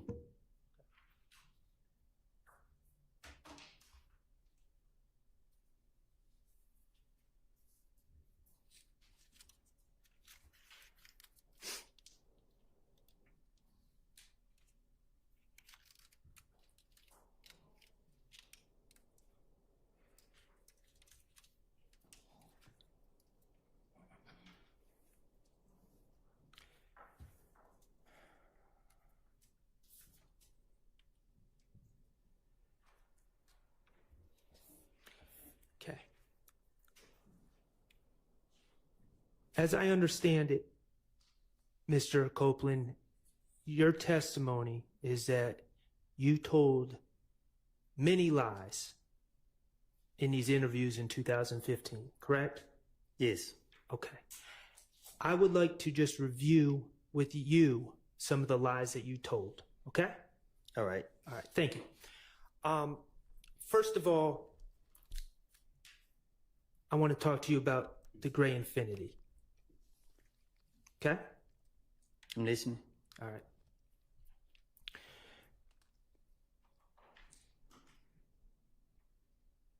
Through the questioning of the police, and I don't know, maybe through other information that you've been given, you're aware that there's a surveillance video of the shooting of Donovan Thomas, correct? Yes. Okay. And you're aware that the surveillance video shows a gray sedan, correct? Yes. And you're aware that the police believe it to be an Infiniti, correct? They put it on the news. Okay. Your Honor, I'm going to ask Mr. Kokomo to publish DS-19A, which is a clip from States 378 Yankee A, which is the January 11, 2015 interview, from 3/18/47 to 3/19/38.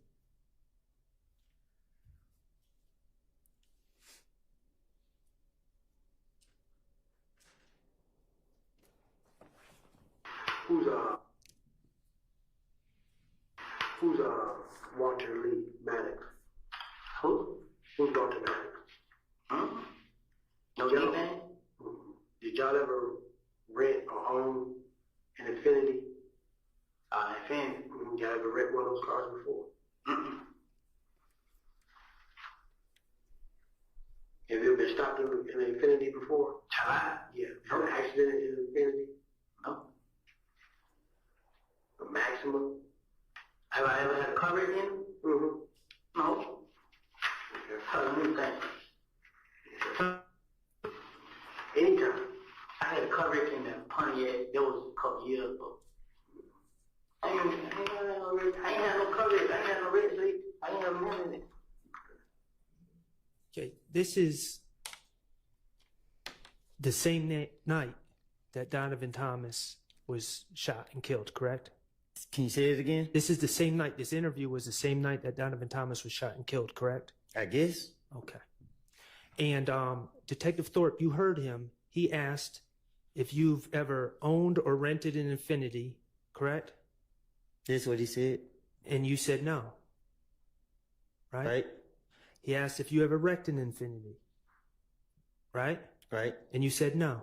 Right. Okay.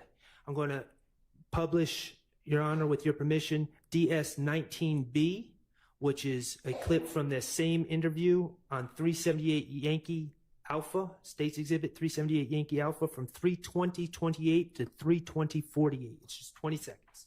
Is it video? Yes. 3/20/28 to 3/20/48. Y'all ever had a Infiniti Gray? It's not playing. Gray. Y'all ever? Is it up now? No. Okay. Could you start it over? Y'all ever had a Infiniti Gray? A gray Infiniti Q45 before? A truck? No. A cup? Yeah. Not I know of. Actually, brother, maybe his car. Maybe a car he had rented or something like that.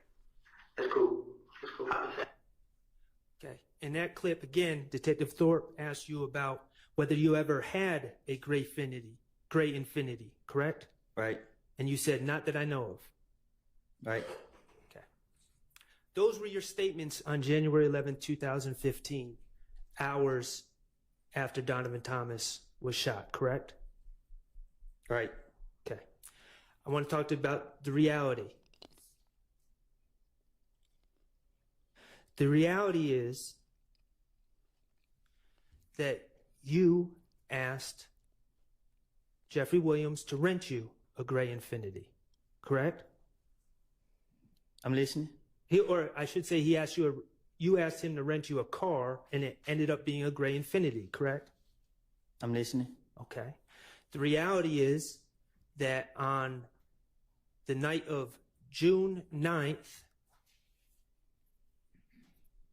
going into the morning of June 10th, the same day that Donovan Thomas was shot, you were driving that Infiniti on the highway, correct?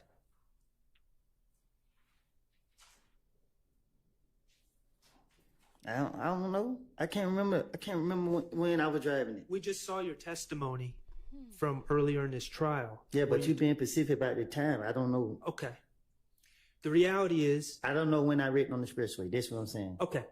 Do you agree that it was, I'm not asking for a time, do you agree that it was on the evening of January 9th? It was nighttime that you wrecked. It was correct? nighttime. You were speeding on the highway and you hit some cones. I lost control, yeah.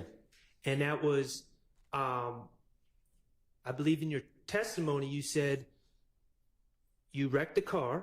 And let me be clear, Quindarius Zachary, Lil D from Cleveland, you know who I'm talking about? Yes. Lil D from Cleveland was in that car, that Infiniti, with you on the night you wrecked. Yes. Okay. And after wrecking the car, you guys reattached the bumper on the side of the highway, correct? How you know that? Is it true? I'm listening. Okay. And after you reattached the bumper, that's when you went and pulled up on threat Trevante Turner at a music studio somewhere around Northside Drive, I believe is what you said. Yes. Correct? And you gave that car to that Infiniti to Trevante Turner.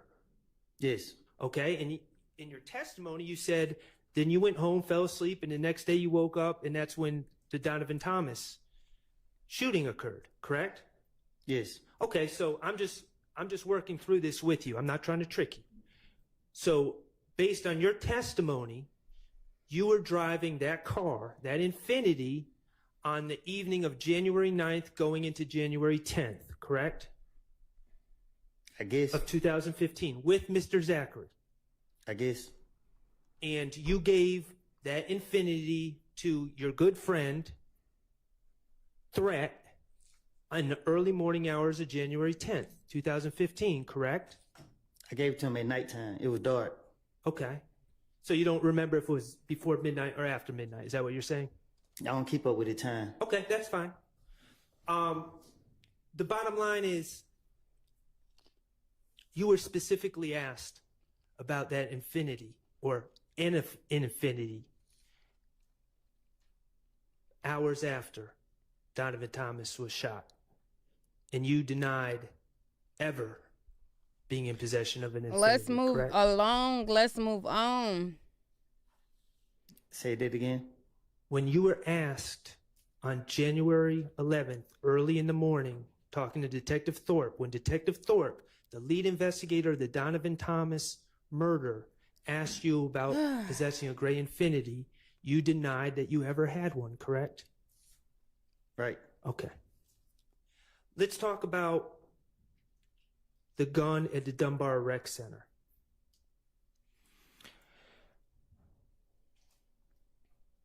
As I understand your testimony, or as I understand your statements, let me back up. I'm sorry. At the Dunbar Rec Center, we're talking about a Diamondback .223 assault rifle, correct? Mm-hmm. Yes. Okay, so we're not talking about a handgun. We're talking about a semi-automatic machine gun? Is that a fair assessment? A chopper. A chopper. Okay. And in your statements back in 2015, you repeatedly denied possession of that gun, didn't you? They put it on me. Okay. And your testimony actually here today is that you were just there playing basketball and they put it on you. That's what the video would show. Okay. You specifically said in your statements when you were trying to get out of jail, I ain't do nothing. Right? Right. Okay. The reality is that you pled to that case in federal court, correct? Yes. Okay. In federal court, you acknowledged possessing that gun. Yes. Okay. And you were sentenced. Yes. Okay. And and to be fair to you, you served your sentence, right? Yes. Okay. Let's talk about the stolen IDs in the rental car and the laptop in the apartment on June 10th, 2015, okay? And that's the day that the federal agents kicked into Sean's door and locked you up. And that's also the same day that you made up the story and lied and said Debunking Garlington told you that Shannon and others were responsible for killing Donovan Thomas, right? Yes. Okay. Can you play DS23I for me, Mr. Kokomo? And that's States Exhibit 378 Yankee Echo from June 10th, 2015, from 11:25:01 to 11:26:20. Like I said, I didn't say that. You said, I'll tell you, beat that shit. Yeah. Okay. They want to know now? Need the history. Little Mike. Pause. Can you play it again? Yes, we can. Ay, ay, ay. Like I said, I didn't say that. You said, I'll tell you, beat that shit. Yeah. Okay. They want to know now? Need the history. Little Mike. Little Mike quiz. In that clip, you're being asked about how those stolen items ended up in your apartment and your rental car, correct? Yes. And you're telling the I thought he couldn't hear what was being said from those auto breakings that things. resulted in those items being stolen, correct? Right. You're saying it was Little Mike and Quez from Etheridge? Yes. Okay. You ain't never heard of them? You ain't never heard of them? They wild them. Whatever they call it about them. I'm pretty wait. You pull out the other day about 5 o'clock, y'all, and nothing. There's gonna be a lot of motherfuckers out there. How am I gonna know it's them? You. Well, Why you got to go? I don't know it. Why I got it? Yeah. Kind of trying to jewels off of them. What that mean? Make me some money off of them? What, sell somebody out there? No, just like, I mean, it's just like, What's the burger they make money off of them. How? How What's the did you jewel? get it? How did you get it? Shit, then I got it. When they bought the cup, Tay bought the cup at me. Wait a minute, you let Tay borrow the Jeep? Yeah. Lil D, bro. No. You know what I'm talking about. You talking about Trevante. Yeah. You let Trevante use the car. Yeah, he's supposed to go to him. You know what I'm saying? But when they pull that car, I let it go. Okay. There you're saying that you gave the car to Trevante, who gave it to Lil Mike and Quez, correct? Yes. Okay, and you would agree that Detectives Gaither and Dennis are telling you we've never even heard of Lil Mike and Quez, correct? Yes. Mr. Copeland, Lil Mike is not a real person, is he? No. That was the finesse. You invented a person out of thin air, correct? Yes. Quez is not a real person. You invented him out of thin air on the spot, correct? Yes. You invented those people to take the heat off of you and put it on fictional characters. I done told y'all that's what I do. That's your finesse, right? The reality is that stolen merchandise was found in your apartment and in your rental car, and you invented fictional characters to take the heat off yourself, right? I know you're going to say, I told you that's what I do. I guess. But I got to ask the questions. You understand? Okay. Yes. Okay. Ah. October 27, 2021. Okay. All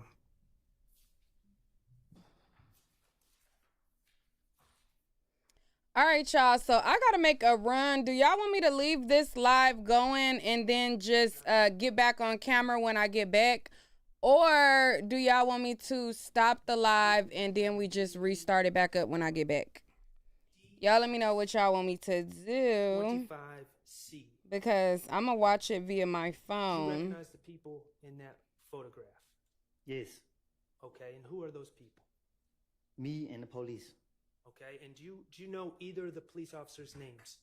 Miss V, and I think that the white man named Kelly, something like that. Okay, could the Caucasian gentleman be known as Investigator Kettle? Yeah, something like that. Okay, and Miss V is What he Investigator say? Viverito? Yeah, the probation officer. Okay. And are you in an interrogation room in that photo? Yes. Okay. And is that a photo? All right,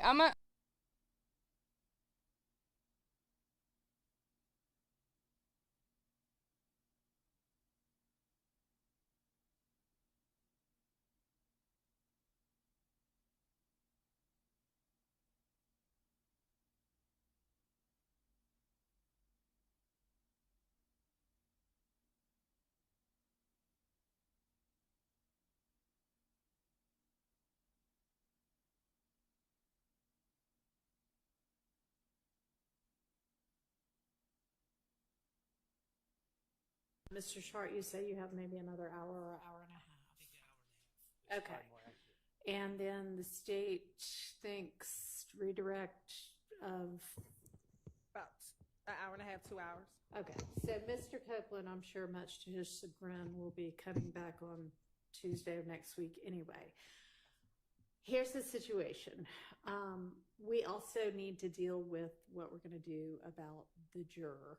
And I know y'all wanted some further information and maybe to even ask some questions. And it doesn't necessarily have to be done today, but it has to be done fairly quickly if the ultimate decision is going to be something other than she stays here. So we can do one or the other this afternoon. We could either finish your cross or we could deal with the juror, but I don't think we can do both, which is fine. So I just was kind of maybe going to ask you, do you have a preference? I would prefer to finish my cross. Okay, and I think that probably makes more sense anyway, but we're going to need to then deal with the juror issue Tuesday, I think is, we just can't leave that out there. You know, I'm sure she's wondering what the decision is going to be. Are we able, if Mr. Schardt, I know he said he was going to go for maybe another hour to hour and a half, if he does finish just before 5 or within a certain amount of time, would the court be willing to inquire of the juror? Sure, if we, if it's like close to 5, but I don't want, yes, maybe. It just all depends on what our timing's going to be. Okay, all right, let's get Mr. Copeland back in, get the jury back in.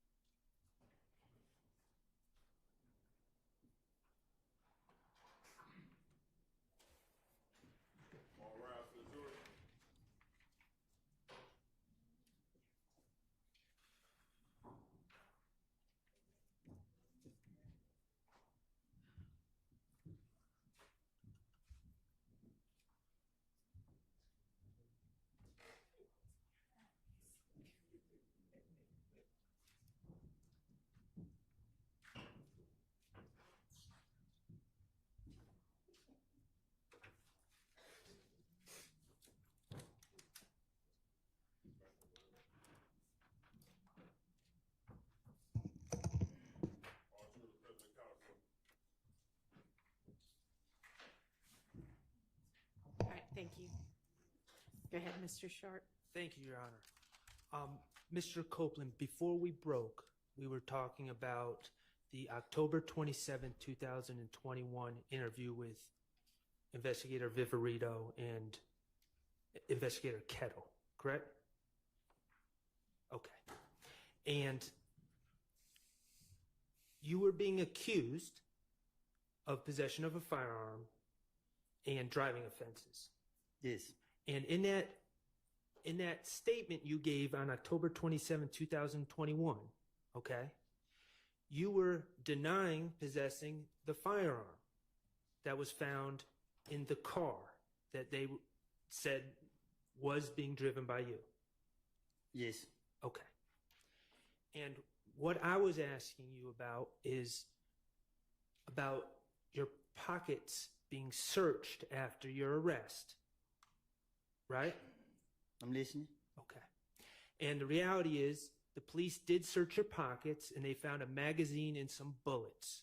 And Investigator Viverito told you that, correct? I don't recall. Okay. You told Investigator Viverito that the magazine and the bullets were in your pocket because you had just grabbed someone else's pants and put them on, correct? Yes. Okay.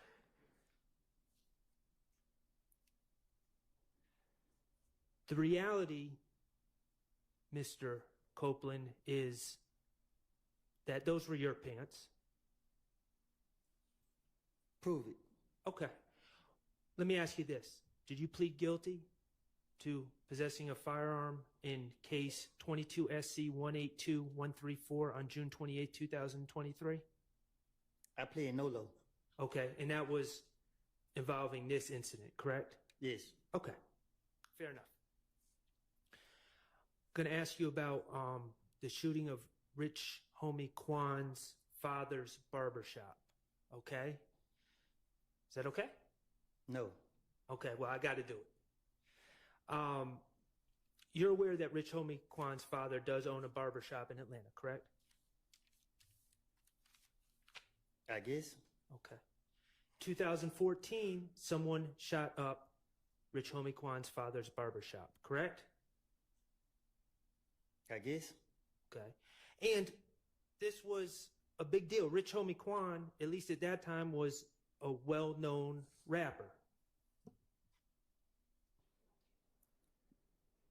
I'm listening. Okay.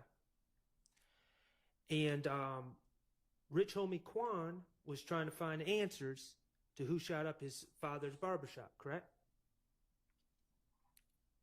I mean, he came to you for answers. All right. You knew Rich Homie Quan, right? Something like that. Okay. And he came to you for answers, and he told you that he thought Trevante Turner, threat, shot up his father's barbershop. Right. And you took it upon yourself to convince Rich Homie Quan that it was not threat. Right. And you did that, at least partially, because you knew that Rich Homie Quan was thinking about putting money on Threat's head, correct? I'm listening. And when I say money on Threat's head, taking out a contract to have to have Trevante Turner, Threat, killed. I'm listening. $25,000, right? I'm listening. Okay. On January 28th, 2015, you were asked by investigator Dennis about the shooting of Rich Homie Quan's father's barbershop, correct? You said when? January 28th, 2015, during the interviews that we've been talking about. All right. Okay. The interviews that you've said you lied in, right? Uh-huh. Okay. Your Honor, I'm going to ask to publish DS-22A, which is States 378 Yankee Bravo.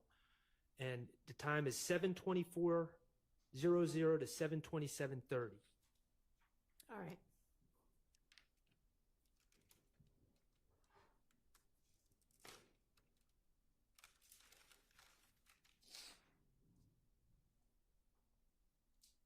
Okay, and on the screen, that's you, Investigator Dennis, and Investigator Gaither, correct? Yes. Okay, thank you. Damn, Rich on the corner, like you got 25,000 have Tate killed. It's like from the picture you just showed me. Nah, Tate who just got shot the other night. Oh, in the car over there. Okay. He had 25,000 have. We're going to get to Rich Homie Quan's father's barbershop in a second. Trevante Turner is now sadly deceased, correct? All right. When you were talking about him being shot back in 2015, he was also shot in 2015, correct? Yes. Okay. And that was Shell Kel who shot? I'm not for sure who shot him. Okay. Take you. Who did? Just Rich on the corner shit. Cause he be telling me. So I'm telling Rich on the corner like, but you got these niggas in your house. These same niggas that shut up my house, bro. Right. Rich on the corner like, he like, bro, they just look like that, bro. He like, we the same shit. I'm like, but still, bro, you out here hating these niggas this and that. So Rich on the corner like, bro, it ain't dead. We the same shit. I just can't turn my back on. Like, it ain't dead, bro. You support these niggas, bro. So the more you support them, the more they gonna come out and do that. If you leave them alone. And in there, we still haven't gotten to the barbershop part, but in there, you're talking about conversations with Rich Homie Quan and his problems being linked to the Bloods, correct? I guess. Okay, and Rich Homie Quan not really being built like that. For sure. Okay. And the fact that he was scared to leave the Bloods, but in your opinion, they wanted to use Rich Homie Quan for his money. I'm talking to the police. Okay. But that's what's being discussed. All right. I'm not saying it's the truth. That's what's being discussed, though. All right. Okay. Then everything gonna go away. Yeah. Then you're like, bro, just protect me, bro. We need y'all, bro. I need y'all to protect me. How the hell we gonna protect you? You and these niggas out here doing it. Then you're like, so you shot my truck, bro. That side of the truck. Man, you know what I'm saying? You been around. Like, nah, I'll just ask you in there like this. What did he have a 25 on to do Tay hit on? Say, Tay daddy got shot. Rich on the front door. In the barbershop. Like how they say my name? On Bankhead, they say Tay name. They saying Tay did. I know Tay. And just so we're clear, you said Rich Homie Quan's daddy got shot. So it wasn't just a barbershop that was shot. His barbershop was shot, but he actually got shot in the barbershop, correct? I don't know nothing about all that. Okay. Well, that's what you said. You said that Rich Homie Quan. I'm talking to the police again. Okay. All right. Ain't do it. You know what I'm saying? Then I don't lie and start saying Tay said like mom. I know Tay ain't do it. Right. You know what I'm saying? The night before we just hit the party. Yeah, who did it? Somebody else did. Some. Spit it out. You know what I'm saying? But it's supposed to be some niggas that had money over there. You know what I'm saying? Niggas over there got money. No, I'm talking about Bankhead. A lot of niggas over Bankhead got money. So when I started thinking, I couldn't think of the name, but this nigga supposed to have paid somebody on Johnson Road on one of them streets over there to do it. Mm-hmm. You know what I'm saying? To kill him and retaliate, to get that Quan? Or to target the daddy? Cause like the same day, I was in the street, I seen Quan crying. I'm like, oh, bro. And he tried to kill my dad. You know what I'm saying? But him and Tay been having problems. So that's why he think. Okay. And you just, about 15 seconds before we paused it, you were talking about who shot up Rich Homie Quan's barbershop. Rich Homie Quan's father's barbershop. And you said a man from Bankhead with money hired someone from Johnson Road to do it, right? I'm listening. Is that correct? Is that what you said? That's what I said. Okay. Somebody from Bankhead, and when you say Bankhead, you're talking about Donnelly Hollowell Road, right? I guess. Okay, well, you said it. Bankhead means street. Bankhead mean that area. Okay. That area off of Bankhead. And he paid someone from Johnson Road to shoot up Rich Homie Quan. I ain't pay nobody to do nothing. I didn't say you. Oh.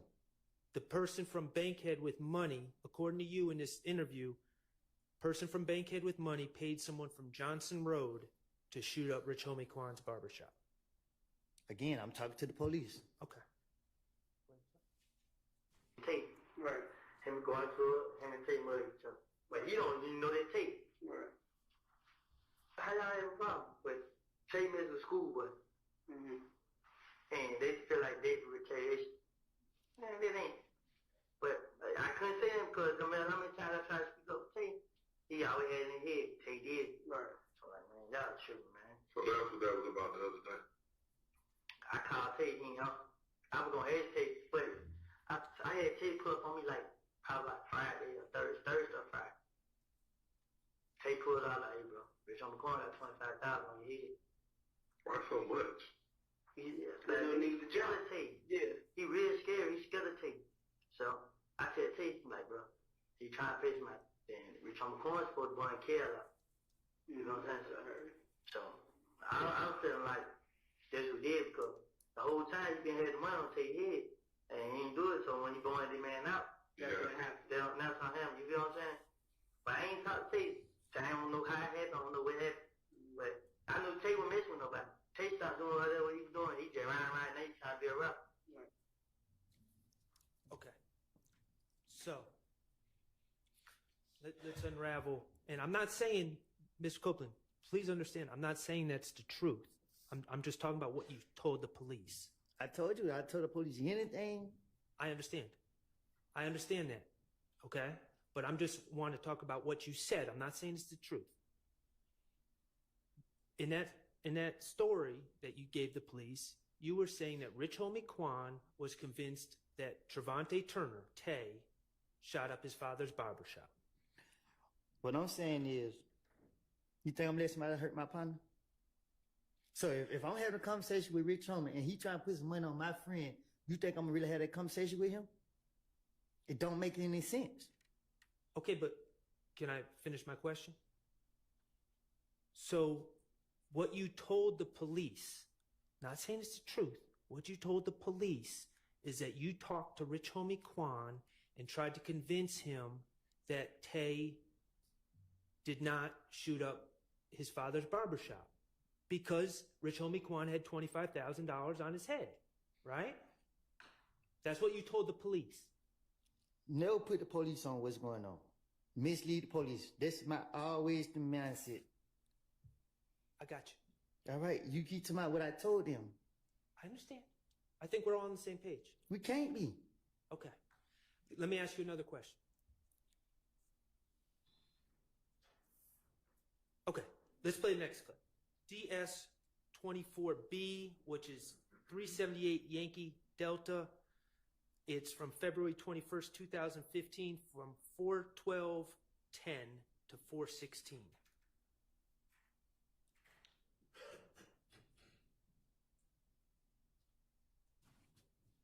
You playing the video? Yes. Thank you. I'm trying to resolve the problem at hand. And I told you the only way for you to start resolving, to get this shit started and resolving it, is you gotta talk to us straight up. That's it. You gotta talk to us straight up. Because if you're not, it's just gonna continue and continue and continue. And I hate to see you or anybody else come up there behind the bullshit because everybody want to be loyal to the streets. And Rich Homie Quan paid Taylor to shoot Tay after he blew him up. They treat Tay over there. All on land like they're hiding. Not saying it's true. You told Investigator Gaither that Rich Homie Quan paid Shell Kel, to shoot Tay. Correct? That's what I said. Okay. And then when Tay pulled to pick somebody up. But when Tay pulled and get ready to call nigga come back out the station. Then my so-called sister, not my mama child, somebody on another one, but go around telling folks that I shot a house up when she know the whole time they shit Tay up. So you see what I gotta go through though? Hold on, let me get this straight. You said Quan paid who? Kel to shoot at Tay. To kill Tay. To kill Tay. How much you paid?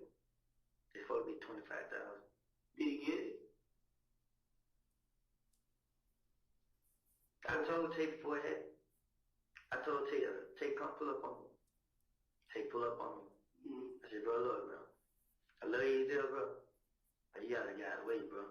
Rich Homie Quan, goddamn, he wants you dead, bro. Why? Cause somebody shot Rich Homie Quan dead at the box shop. Right. They think it was Tay. Right? Yeah, they think it was Tay. I don't think Rich Homie Quan. It wasn't Tay, bro. Who was it? I don't know. Then the crazy thing about it, they, like, as I was listening, they were speaking on it like, it's supposed to be somehow Bankhead with some money. I don't know who the nigga was, who he is. I never heard. I heard him say his name, but I can't think of what it is. But I know if I was to hear it, I know. But he's supposed to have paid somebody to do it. But I'm telling Rich Homie Quan, like, I know Tay ain't do that. You feel me? That ain't Tay. Tay not just gonna walk up and shoot nobody. So he's like, well, I'm telling you, it was Tay. I'm like, no, it wasn't. He's like, man, I'm like, I know it went, but I'm not gonna lie. All right. So in that interview on a different day, you're again talking about the shooting of the Rich Homie Quan's father's barbershop and of Rich Homie Quan's father, correct? I'm listening. Okay.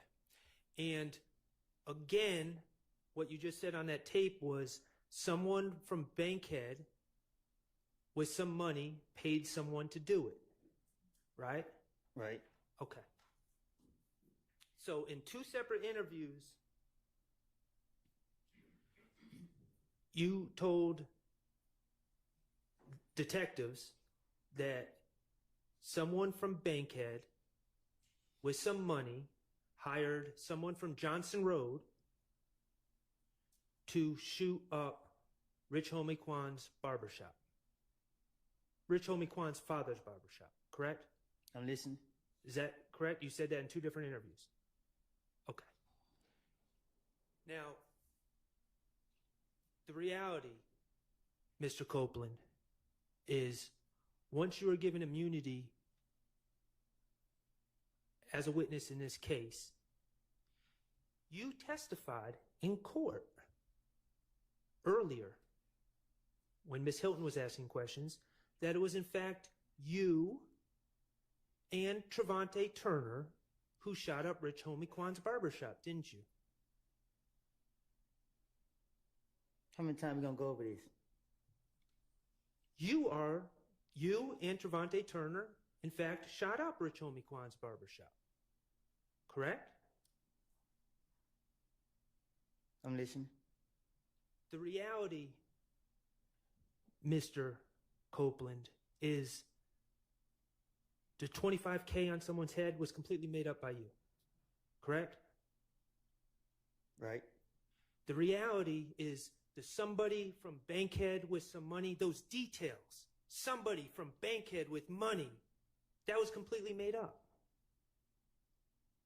Correct? Right. The reality is someone from Johnson Road being hired, and you would recognize their name if you heard it. All that was made up on the spot, on the fly, in the mind of Kenneth Copeland, wasn't it? Right. That was you finessing. Just like Lil Mike and Quez were made up on the spot. The man from Bankhead with money, the man from Johnson Road were made up characters. I done told y'all 100 times I don't lie. You sitting right here keep trying to throw it in my face. I don't admit it till I lied. I'm not trying to throw it in your face, Mr. Copeland. I'm giving you an opportunity to come clean. I thought I did that. Okay.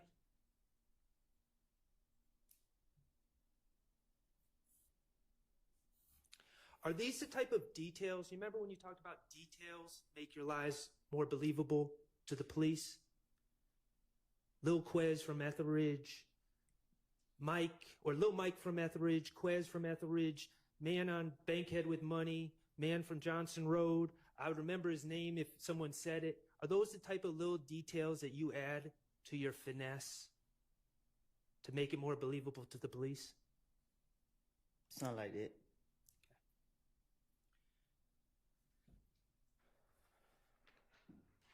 I'm going to move on to another topic, okay?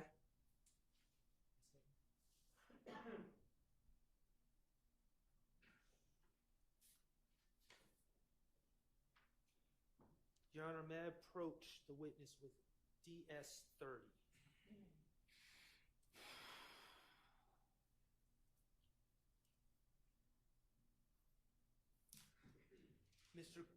Mr. Copeland, I'm asking you to look at DS-30. Do you recognize the person on the right of that photograph? On who right? On your right. Yeah. That's Donovan Thomas, correct? There's not. Okay. You call him not. And in that photograph, is that a fair and accurate representation of Donovan Thomas? That's a picture of him, right? Yeah. Okay. And is he wearing a chain in that photograph? Look like it. And that chain is, in fact, a peanut chain, correct? I can't tell. Well, okay. You're familiar with his chain, correct? It's a peanut chain. Thank you. Your Honor, I would move to admit DS-30 into evidence. Admitted. Mr. Kokomo, if you could publish that picture, please.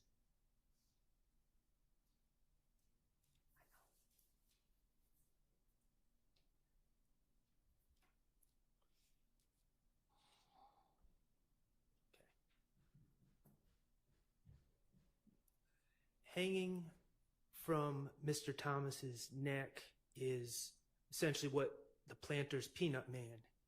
It's a chain of the Planter's Peanut Man. And that is Donovan Thomas's chain, and that is a chain that he owned in 2015, correct? I guess. And he owned it in 2014 as well, correct? I guess.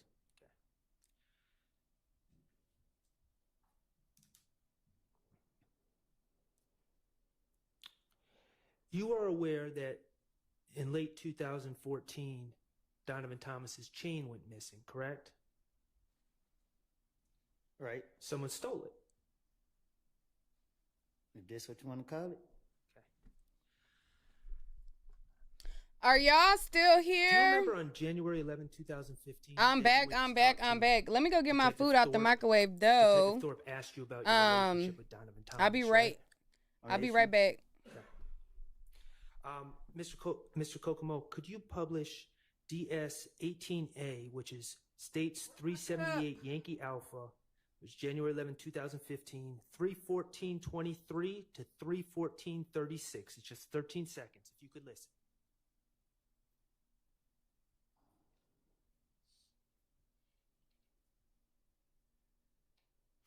I talked first day straight while I was not. I didn't do it. I never had, I'm reading it. Ain't never had two words to each other. Me and that was always okay. You know what I'm saying? Only person I had a problem with was Kev. I already be with him. When we see each other, they jump me up. When they be with him.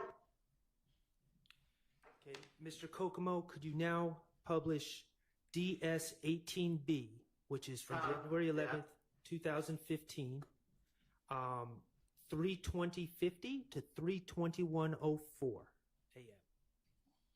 So, we never had a problem with that. Never in life. Okay. Never cool. Okay. We just had a problem with Brother Kale. Yes. Describe Kale to me. Show you a picture. Mr. Kokomo, could you publish DS-18C, which is from the same interview, same exhibit, 3:30:31 to 3:31:02?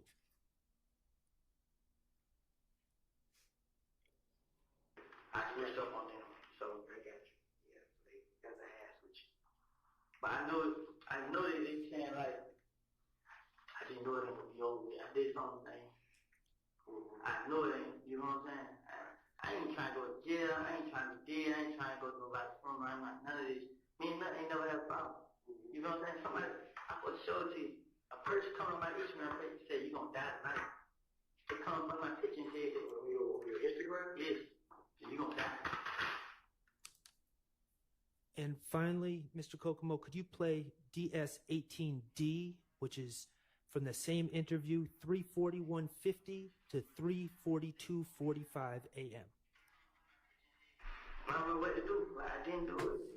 Like, I'm lost. Like, right now, man, I really am, man. I'm scared. I'm lost. I always wondering, I can't even think, man. Like, I don't know what to do, man. I don't, man. Because my name come back and everything. I'll be the same with. But now somebody's dead, and I just know, I know how it feels to lose one. You know what I'm saying? I lost my closest friend. You know what I'm saying? And now, they showing up at mama house and stuff like that, bro. Like, and it ain't even dead. It's a game. It's the whole clip. You know what I'm saying? They deep. You know what I'm saying? That's the only thing that put fear in my heart, because now I gotta watch out for everywhere I go. I have to watch out, and it ain't nothing I can do about it, man. I didn't have nothing to do with this. I didn't kill him. I didn't have him killed. I ain't never tried to fight him. I ain't never tried to rob him. I ain't never done nothing to nothing.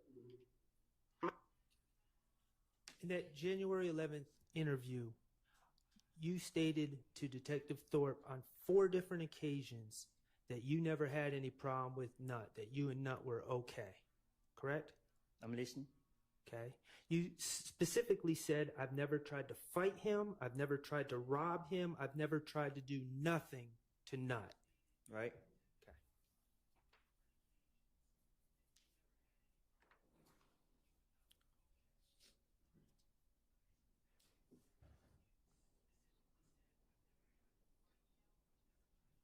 Your Honor, I'm going to ask Mr. Kokomo to publish DS-21, which is States 378 Yankee Beta from 8/11/50 to 8/13/18. Hold on one second, Mr. Kokomo. And Your Honor, I'm sorry. I'm going to ask a couple questions first. Going to your January 28th, 2015 interview. Well, in general. Let's just get to your question. You want to know, did I take the change? We're going to get there. We're going to get there. We're going to get there. But in 2014, Donovan Thomas's chain went missing, was stolen out of his car, correct? Right. All right. To people in hip hop, a chain is a very personal thing, correct? I don't know. But in 2014, you don't know that? Okay. Mr. Kokomo, if you could publish DS-21. All right. Like,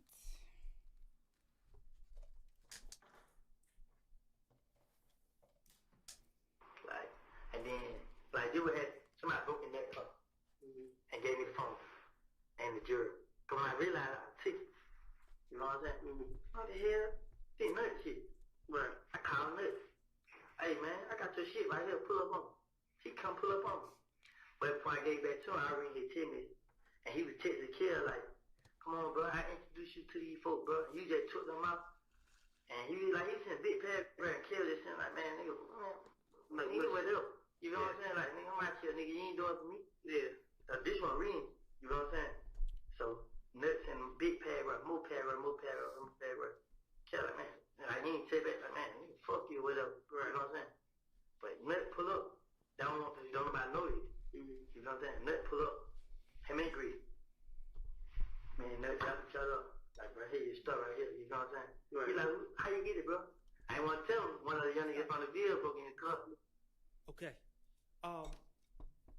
In that story, you were saying that someone stole a chain from Nut, correct? The peanut chain. Yeah. And that person, and not only his chain, but his ID, his wallet, his phone, correct?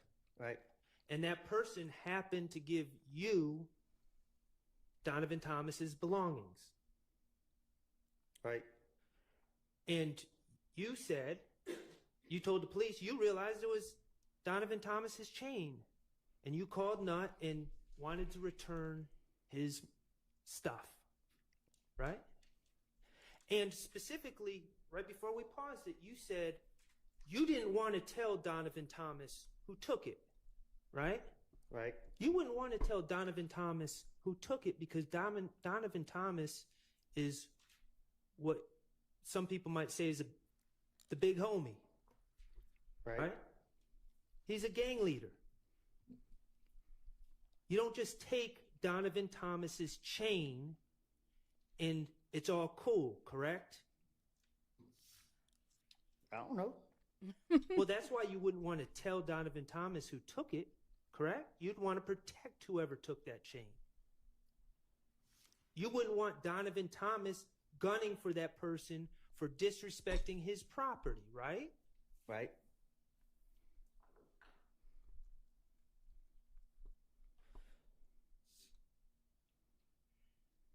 Mr. Kokomo, could you play DS24D, which is states 378 Yankee Delta, which is from February 21st, 2015. And this is from 5:37:44 to 5:40:26.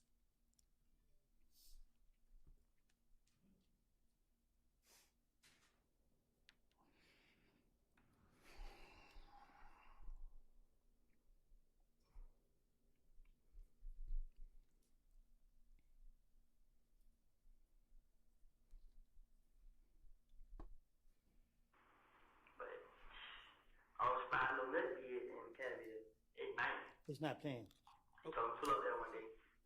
Is it popped up now? No. You start it again, Mr. Kokomo. There you go. Thank you. I was buying a little bit in Canada at night. He told me pull up there one day. Somebody there, one of my little partner broke in the car, stole his chain, his phone, his ID, my driver's license, and I gave it back to him. Like, you know, I got it. Man, it's nuts shit, nigga. Yeah. But I really thought he was gonna give me some back for it. I called him like, hey man, I got the shit, bro. Like, for real, bro? Like, yeah. Like, where you at? I'm like, right here in Mechanicsville. I'm on my way to Mechanicsville. He like, all right, call me when you get out there. So he called me back. I'm like, shit, I'm here, they waiting now. He like, all right. So when I get out there, I call him. He like, pull up at 90 spot. Like, shit, I ain't got no ride now. I got dropped out like about 4. So I'm finna pull up. What about? I like to pull up like, I got a pump on the player. He pull up, bag in, hand me Vic. Shit, she get out the car. Vic was in the car, what's up? Like, what's up, bro? Shit, nothing came. Like, here you go, bro. You ready? Dap me up. I gave him that little shoulder thing. So when I gave him that, but I was spotting no nut bid in Canada at night.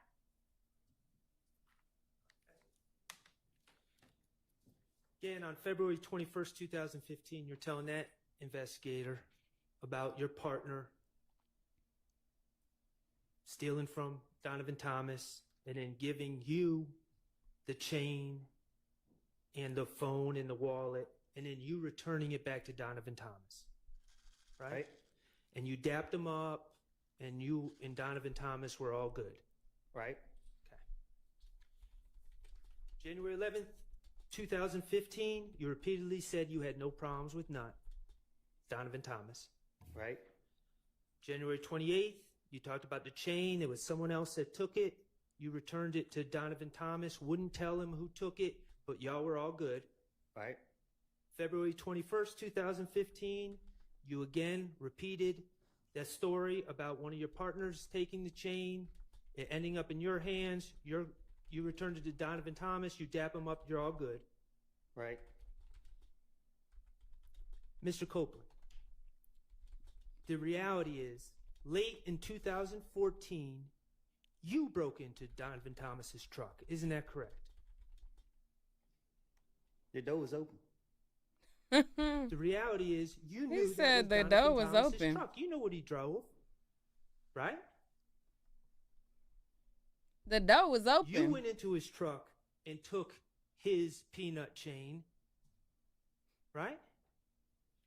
You knew it was Donovan Thomas's peanut chain, but you didn't care.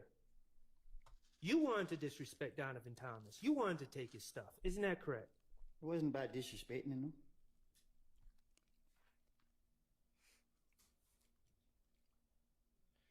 The reality is, Mr. Copeland, that Donovan Thomas called his phone and you answered. Isn't that correct?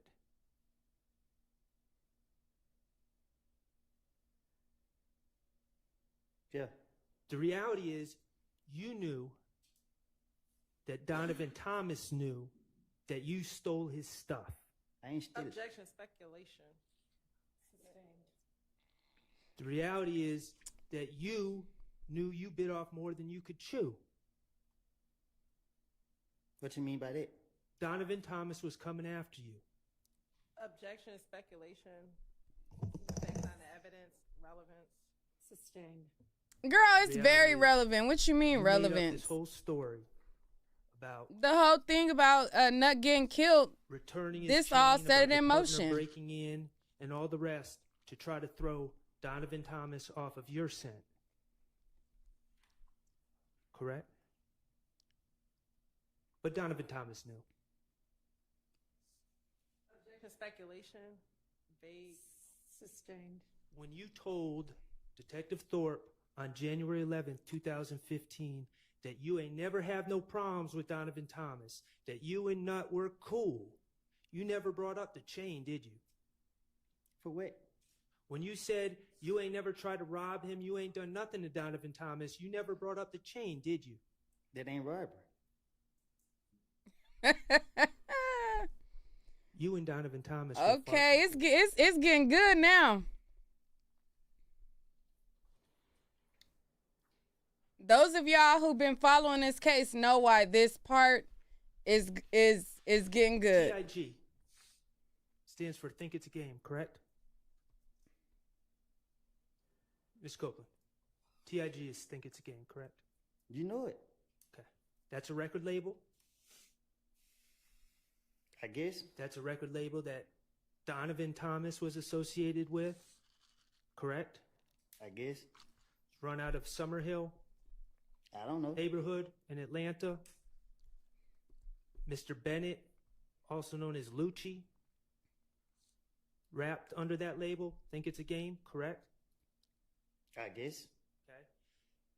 Think It's a Game had a studio on Metropolitan Avenue in Atlanta back in 2015, correct? I guess.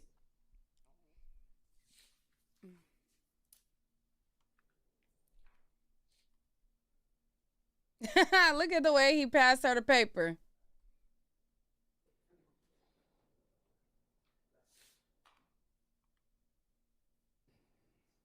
You may.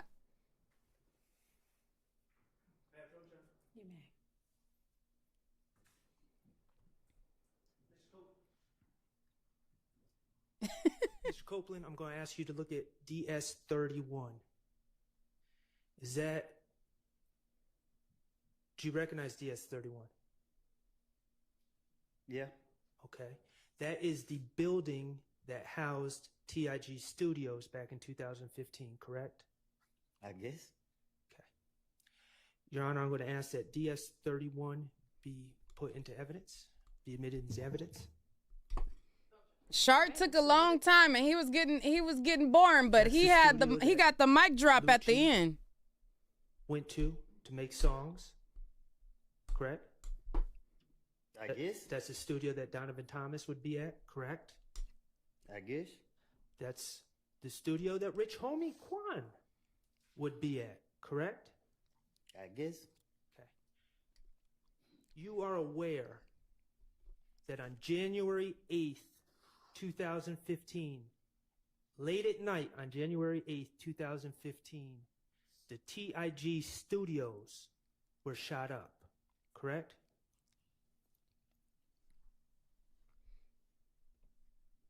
You know that, right? I'm listening. You are aware that Rich Homie Quan's truck was struck by bullets on January 8th, 2015. His windshield was shot out, correct? You don't know. You're aware that Donovan Thomas was present at TIG Studios on January 8th, 2015. Isn't that true? I don't hang up there. DS22B, please, Mr. Kokomo. I would like to publish, Your Honor, DS22B, which is from January 28, 2015 interview, states Exhibit 378 Yankee Beta. 7/24/39 to 7/25/06. All right. Like, it ain't dead, bro. You support these niggas, bro. So the more you support them, the more they gonna come out and do that. If you leave them alone, then everything gonna go away. Yeah. And you're like, just protect me, bro. We need y'all, bro. I need y'all to protect me. How the hell we gonna protect you? You and these niggas out here doing it. Then you gonna ask me, so you shot my Yeah. bro. He put us through the slow cooker. Huh? You are talking to the police about Rich Homie Quan asking you if you shot up his truck, correct? In that interview. That's what it just said. Okay. I'm gonna play it. What did he have the 25 on to do? Say it, bro.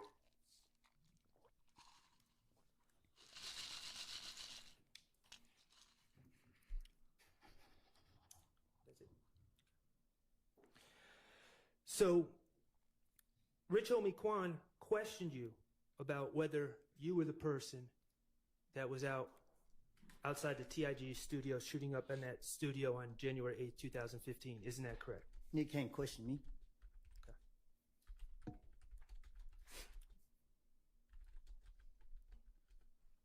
I'm sorry, y'all. I'm writing in law and crime chat.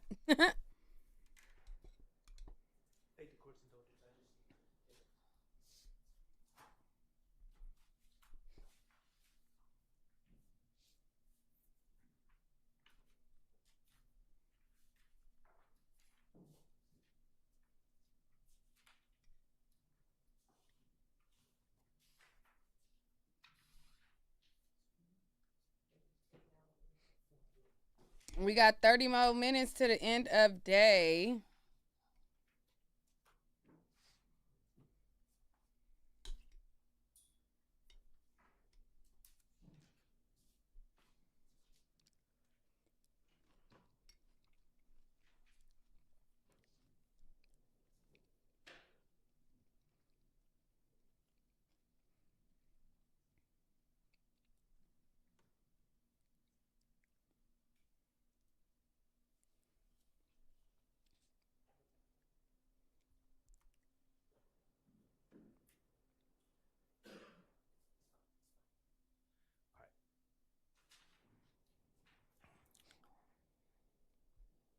Not talking about what you told the police. I'm talking about reality now. On January 6th, 2015, you were at Club Crucial. I'm listening. You were in possession of a large amount I was of telling money the and you were people in showing that off chat they slow. in front of a bunch of people that knew you, in front of a bunch of girls, correct? I'm listening. In front of all these people at this club, Kelvin Watts, Shell Kell, Donovan Thomas's brother, jumped you, correct? I'm listening. He tested you. He started punching you. He tried to take your stuff. He gave you a black eye. They keep telling Woody how he got beat up. He didn't hit me in he didn't face me off. Okay. Well, you had a swollen face. Because another nigga hit me. Okay. Who was with Shell Kell? What's up, bro? You was with Shell Kell, the other person that hit you? He rattling him, boy. Obviously, he went with me. These men, Shell Kell and his friends, tested you. Publicly. In front of a bunch of people. In front of a bunch of girls, correct? They tried to run your pockets. Right? I'm listening. Pardon my language, it pissed you off. Just like you is. 2 days later,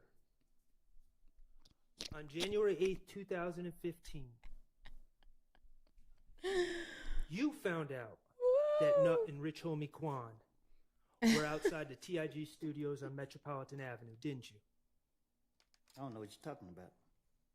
You got in that rented Infiniti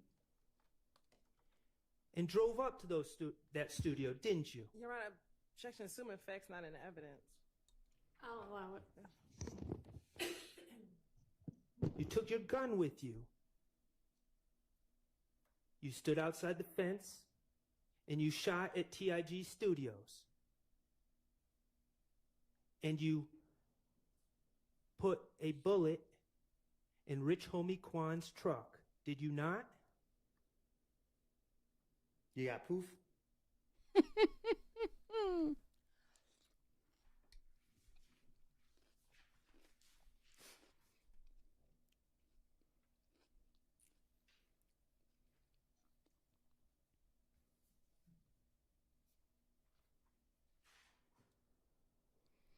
Y'all think he gonna Was crash Devontae out? with you when you went to the TIG Studios? Did you got proof? Ooh wee, this getting good. We're going to change the subject, Mr. Copeland. All right. To your understanding, now you pled to the possession of a firearm case from 2021. You pled to that recently. I'm sorry, Or y'all. I watch year. this. I watch this trial every single day. So if pled to you've that been case watching this year, it, correct? Earlier this year, the possession of firearm that you were interviewed about in October 27, 2021. I don't know if it was this year or last year. Okay, fair enough. To your understanding, you still have a pending matter in front of the Fulton County District Attorney's Office, correct? Shit, I ain't no telling. I don't know. Well, you discussed it. You gave an interview with the Danza Project recently, right? Right.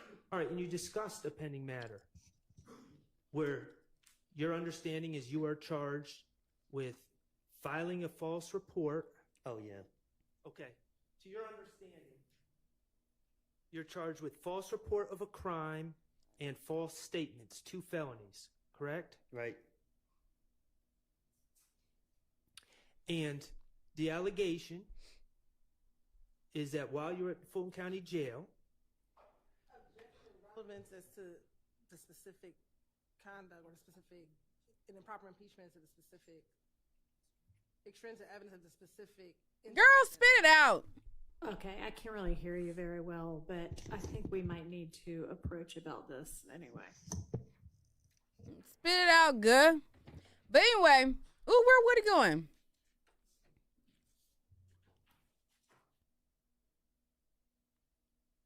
Woody, they didn't tell you it was a break. They did not tell Woody it was a break. Where he going?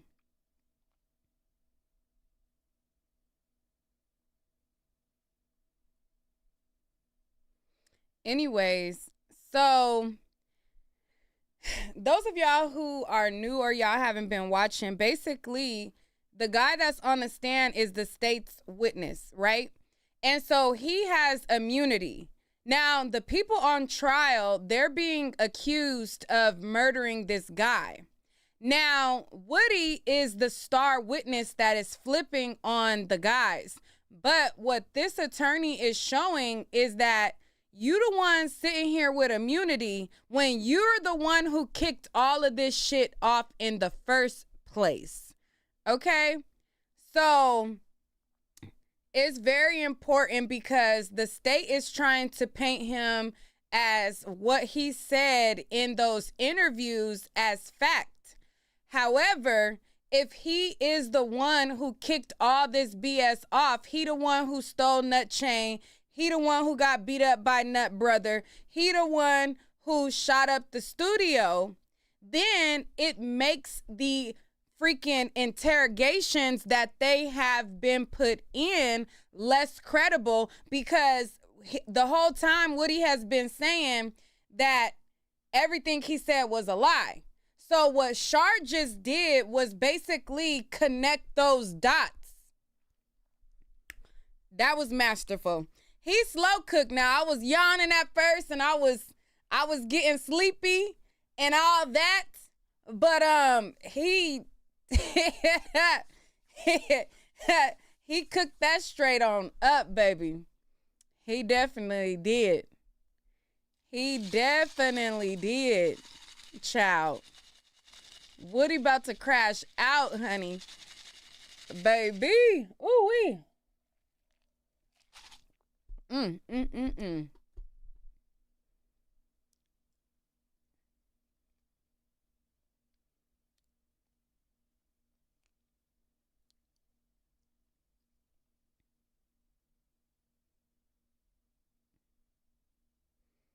Mm, mm, mm, mm. That was good.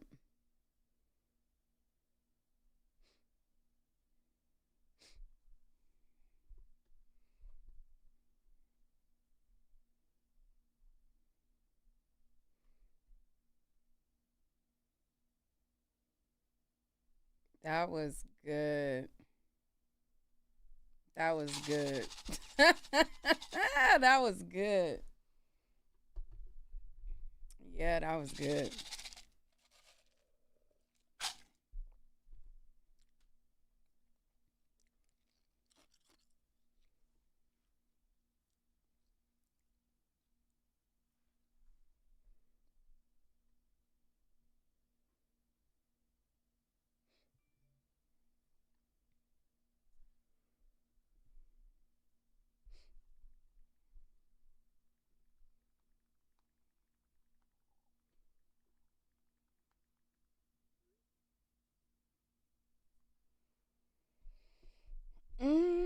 Okay, and they also Schardt like, nah, I wanna oh yeah, it is some good ice, my bad.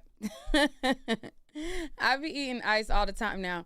But anyways, so they don't have court tomorrow and they don't have court Friday. So or they don't have court on Monday neither. So the next time they're in court is Tuesday. So Schardt wanted to basically smoke this thing so that it's on their mind, it's on the jury's mind all weekend. Okay? Period. You said, is there any courtroom audio? No, not right now. They're on a sidebar. They're on a sidebar. It resumes once they take their seat or whatever, because they don't want whatever they just said the jury to hear. And so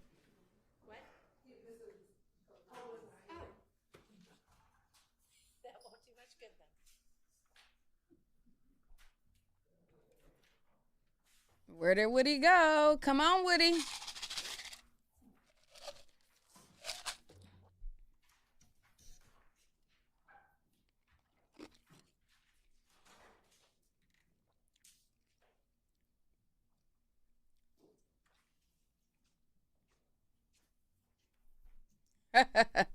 He's so mad at Schardt.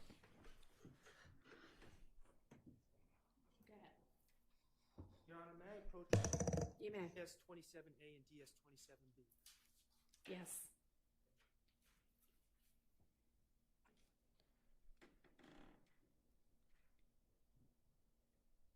Mr. Copeland, could you just look at those two documents? Do you recognize those documents?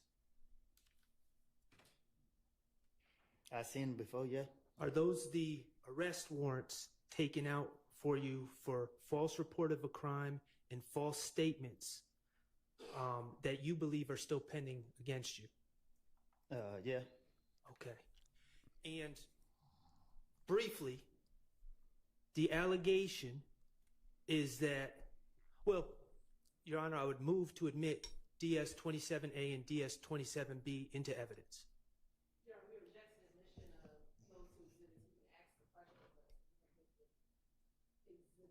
Girl, we can't hear you. What? They're admitted over objection. Mr. Copeland,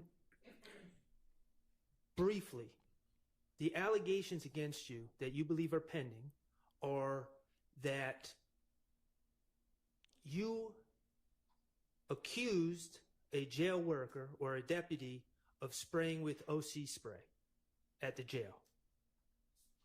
Right.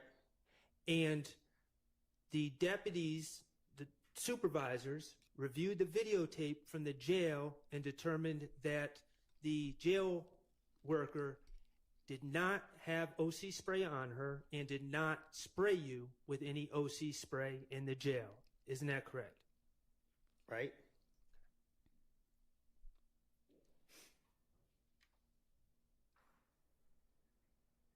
Did you know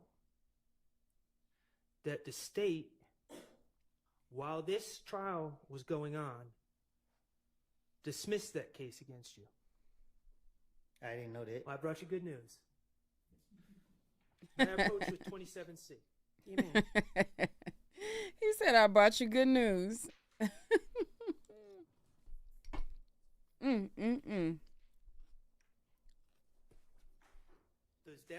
Does that document say State of Georgia versus Kenneth Copeland? I think. Okay.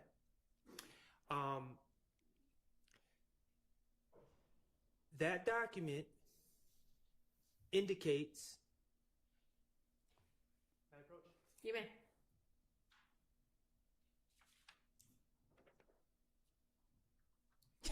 Look how he looking at Schardt. Correct me if I'm wrong. Does this document say the facts of this case have been reviewed, and although it appears that probable cause existed for the defendant's arrest, the decision of the district attorney at this time is not to prosecute the above named defendant? Is that what that says? Yeah. Okay. It says the reasons for this decision are as follows: prosecutorial discretion. Correct? Mm-hmm. And yes, the person whose name is on this document is Fonnie T. Willis, correct? yes.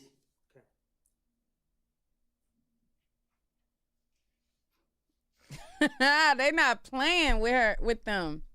That document does not indicate that your pending charges for false report of a crime and false statement, they don't indicate that those are dismissed forever, just for now, at this time, correct? I guess. Okay. And nothing in that document says we dismiss this case because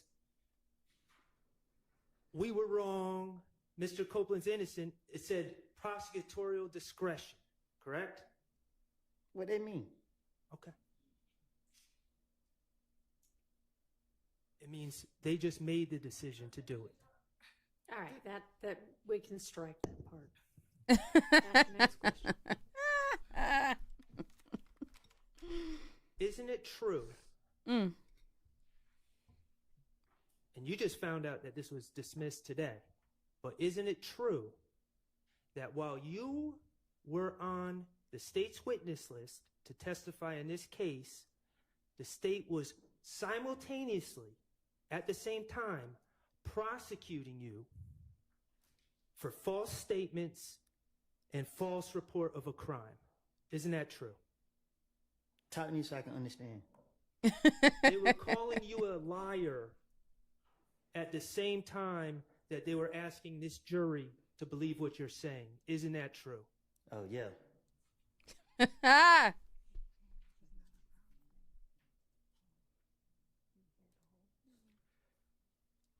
Let's talk about your immunity agreement with the state.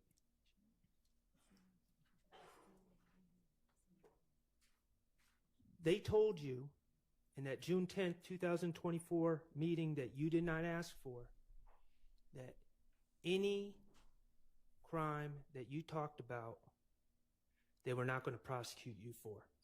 Correct? Yeah. You can talk about shooting Rich Homie Quan's dad's barber shop. You can talk about shooting Rich Homie Quan's father. They're not going to prosecute you for those things, right? That's what they told you. That's the promise they made to you. Correct? Characterization of the evidence. Sustained. Is that your understanding? Nothing I say can be used against me. Okay. There's one exception. If I say that I did, yeah. Okay. The Donovan Thomas thing. Yes.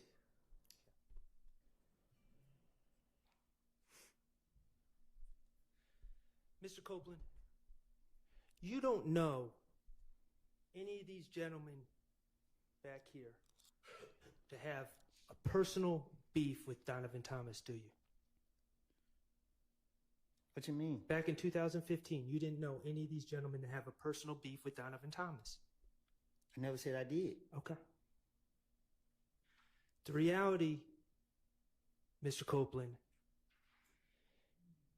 is you were the person who had a problem with Donovan Thomas. Isn't that correct? Them prosecutors is mad. That broke into Donovan Thomas's car, correct? So in facts, not in evidence. Overruled. You've admitted to it. You're the one that stole Donovan Thomas's chain, correct? Ms. Copeland, you're the one that shot up Donovan Thomas's friend, Rich Homie Quan's father's barbershop in 2014, correct? You're the one that was going back and forth with Donovan Thomas's brother, Kelvin Watts, correct? You've called his brother a waste of space in October 2021, didn't you? Mr. Copeland's not answering the question, so Yeah, he needs a apparently response. Mr. Schardt doesn't care whether he answers or not, so it's fine with me. If he wants an answer, he can say that. You called Kelvin Watts a waste of space in October 2021, didn't you? And I don't think nobody walking earth would not agree with it. You said that people would cheer if he died. Correct? I will. Back in the days. You've shot at Donovan Thomas's brother, Kelvin Watts, correct?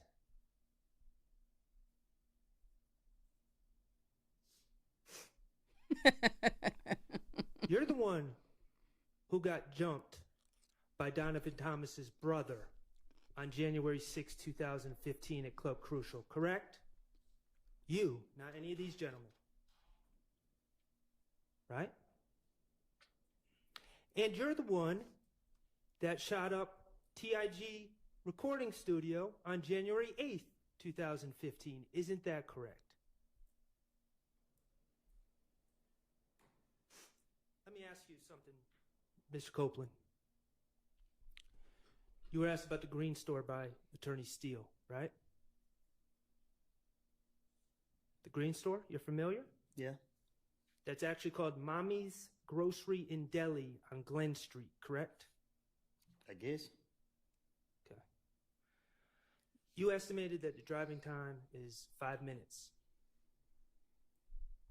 The truth is, to get from the Green Store to where Donovan Thomas was gunned down, you have to drive a couple hundred feet on Glen Street and take a right onto McDaniel, correct?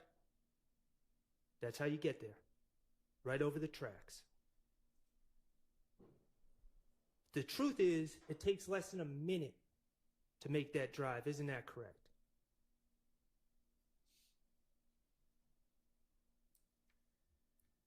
Mr. Kokomo, could you publish DS24F?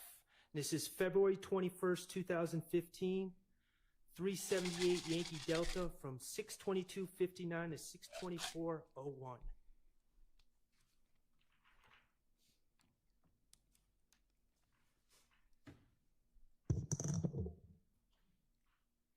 I got somebody, but I don't know his name. He was there. He ill there. He called the night. Well, I forgot what day they got killed with. And we're going to start it over, Mr. Copeland, because I didn't provide any context. You spoke on a gang meeting that the Bloods had about you on that Thursday before Donovan Thomas was killed, correct?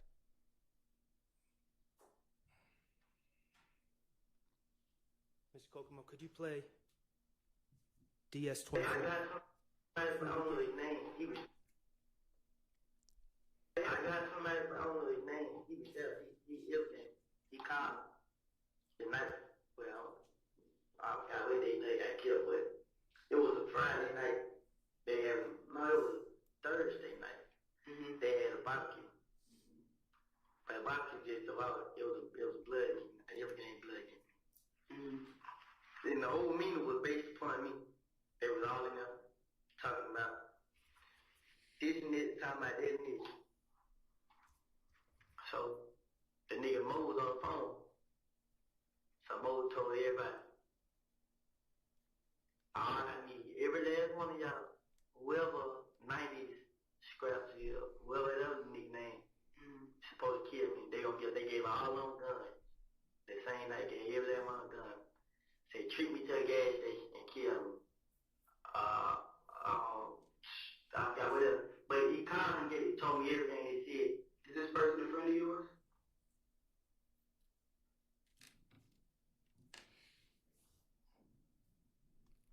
The Bloods had a gang meeting on the Thursday before Donovan Thomas was killed, 2 days before, on the same day that you shot up TIG Studios. Isn't that correct? I don't know what you're talking about. In that statement to the police, you said that the whole meeting was based on me. Not them, on you. That Mo, from behind the wall, had put the green light on you. Not anyone else. He put the green light on you for what was going on with you.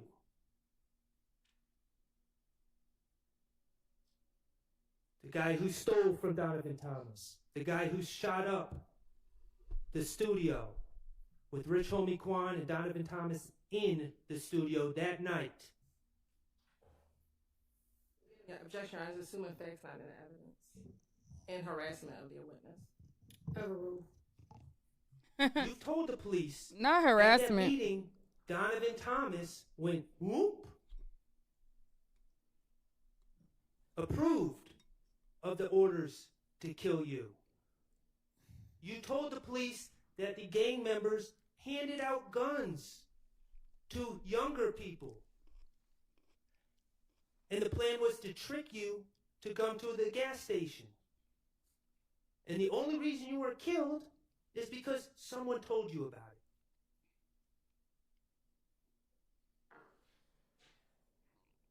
In January 2015, Donovan Thomas was coming after you. Objection, speculation against assuming facts not in evidence. Sustained. Mr. Copeland, you're not the type of guy to back down, are you?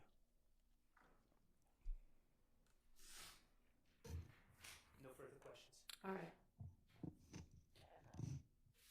Okay. I know that the state is going to have redirect, but I think it's going to last longer than we've got for this evening. So we will come back on Tuesday of next week to finish up with Mr. Copeland. So Mr. Copeland, if you can be back here with us at 9 a.m. on Tuesday of next week. Be blessed. All right. Look how he's looking at Shark as he walk out. Okay, so I am going to excuse y'all, except I'd like for you to stay after for a minute, if you don't mind. The rest of you, with the reminders to not discuss this case with anybody. Don't let anybody discuss this case with you. Don't talk about it amongst yourselves. Don't look at and, in fact, avoid any media accounts of this case or anybody involved in it, including anything on any kind of social media. Don't try to find out any information about the case or anybody involved in it from any source outside of what we all hear together in this courtroom. Okay, I want y'all to enjoy your long weekend and your holiday break, and I'll see y'all back on Tuesday.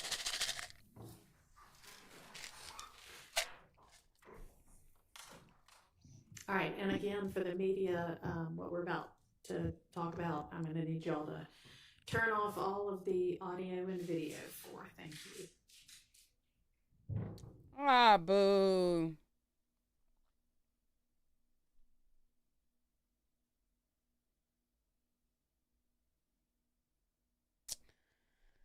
Hi, ay, ay. All right, that's all, folks. Well, that was explosive towards the end. I'll catch y'all later. We'll talk. You said Schardt just like slow money, nothing like it. I mean, yeah, I can't wait for Tuesday. The only thing about them not being able to immediately cross him today, it would have been better if they would have left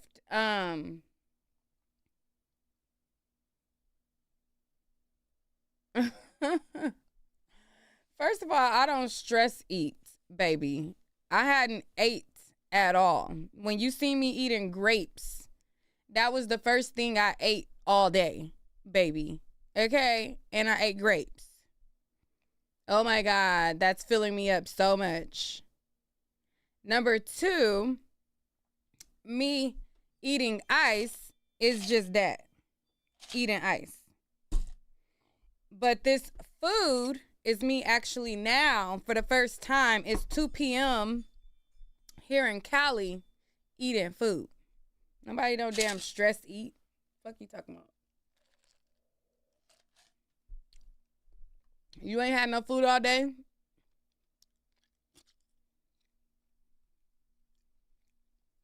When you ate something, was you stress eating? The fuck? Y'all just be saying shit. Talking about some damn stress eat. Well, anyway. Go lock the door. All right. Anyways, yeah, so I think that the defense went really good. But what I was saying was, the only thing about the state not being able to immediately cross right after Schardt is that they got 4 days to really, really, really go after anything that was a misstep. Okay? So had Schardt left an hour's time enough for them to cross, they would have had to think fast on their feet and had to, like, you know what I'm saying, respond to all of the stuff that they said. Girl, nobody care what you said. I said what I said. Girl, bye. Bitch, did you eat all day? Every time you ate today, bitch, you was stress eating. I said what I said. The fuck? A bitch eat 2 times some grapes and have a drink and it's stress. Shut the hell up. Anyways, y'all be getting on my nerves. Getting on my damn nerves. Always trying to self-diagnose somebody. Bitch, you go self-diagnose your motherfucking self. Okay? You go self-diagnose your motherfucking self. Always trying to put a fucking diagnosis on somebody. That shit irks my soul. But anyway, so like I was saying, for the YouTube doctors who always got something to say, rudely interrupted, is now the state has 4 days to really like tighten up on their response and really rebuttal. Okay? Like they really have to rebuttal and they got time. If they would have had it to do it today, they would have been straight off the top, off the cusp. You know what I mean? Now they could fact check what was said. Now they can verify anything that was misstated and correct it. Because a lot of times when you're watching these trials, the state will go and then the defense will go. And then the defense has another swing at redirect. No. The defense has another swing at redirect. So now they got to wait for whatever the state says, and then they got to be swift on their feet with redirect. Okay?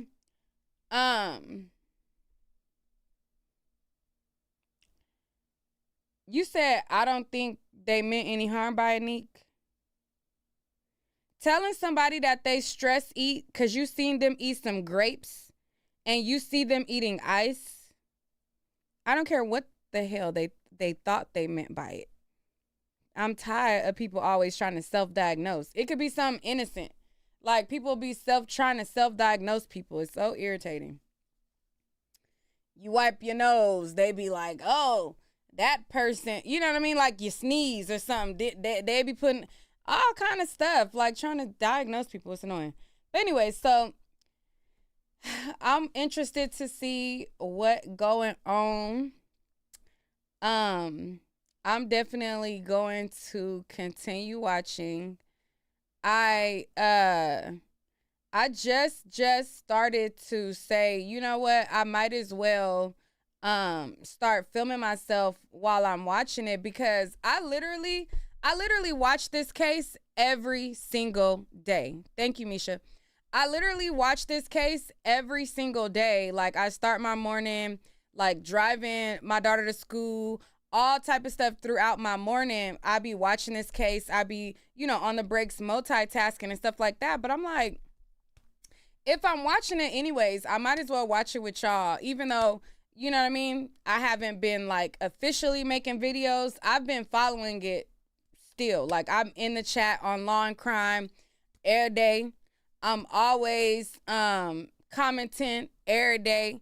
So I'm just like, listen, if I'm here, why not be here with y'all? So I'm going to try to, be on camera, following it along with you guys on like the really, really, really important witness parts. Now, everybody that they have on there on the stand don't be like uber important. And if I still have, if I have like another story or another video that's more important or priority at the time, then I'm going to do that. You said, how do I feel as far as what? Like my health wise? I feel good. I feel good. I feel good. I feel great, if that's what you're talking about. I'm not sure. You said you need to be in law school. You know what? I literally have a good friend that's in law school right now. And he was telling me that I need to be in law school. Thank you for the super chat, Natasha. I appreciate it. I appreciate it for sure. So, thank you. Y'all trying to make me blush and stuff, How do I feel about Woody? Woody? What do you mean? How do I feel about him in what capacity? Like, you got to be specific, because there's a lot of different things going on with Woody. There's a lot of variables when it comes to Woody, so you have to be specific. You got to be specific.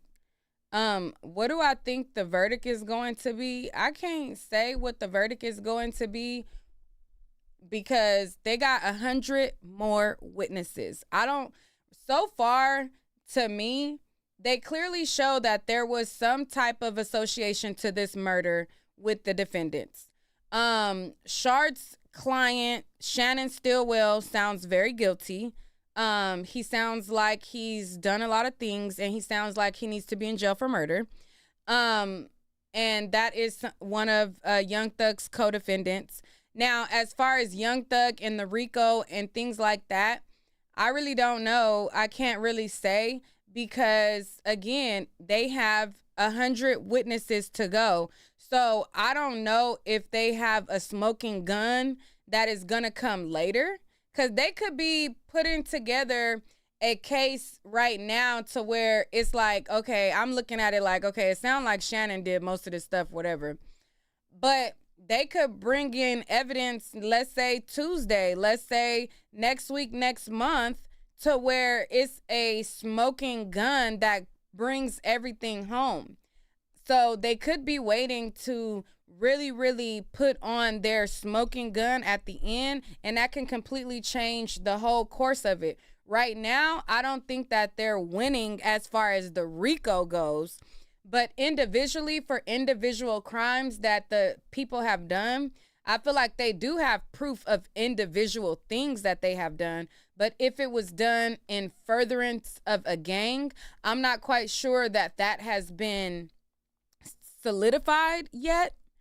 But there is a lot of more time to go.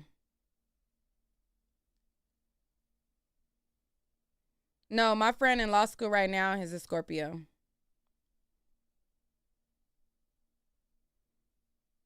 Yeah, so we shall see. I can't say either way, you know, what the deal is. But I'll catch y'all later. It was good talking to y'all. I think I'm going to end this live, and then I'll probably go back live and react to, I think I'm about to react to, what I'm about to react to? I'm probably about to react to Shoot the Shot to Find Love. I mean, no, Pop the Balloon. I think it's a new Pop the Balloon that just dropped.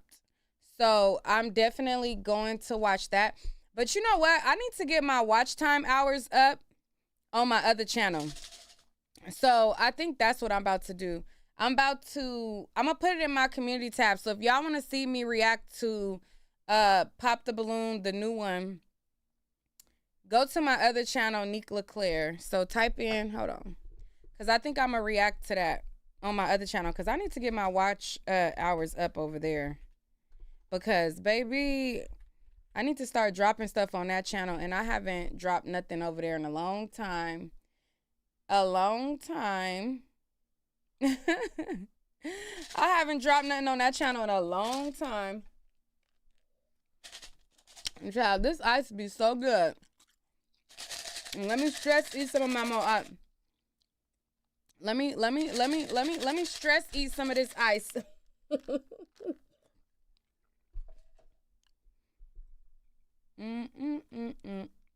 Who birth? What y'all talking about? Birthdays? My birthday? Okay. I'm sorry to be crunching in y'all ear like that. But all right, let's head on over to my other channel.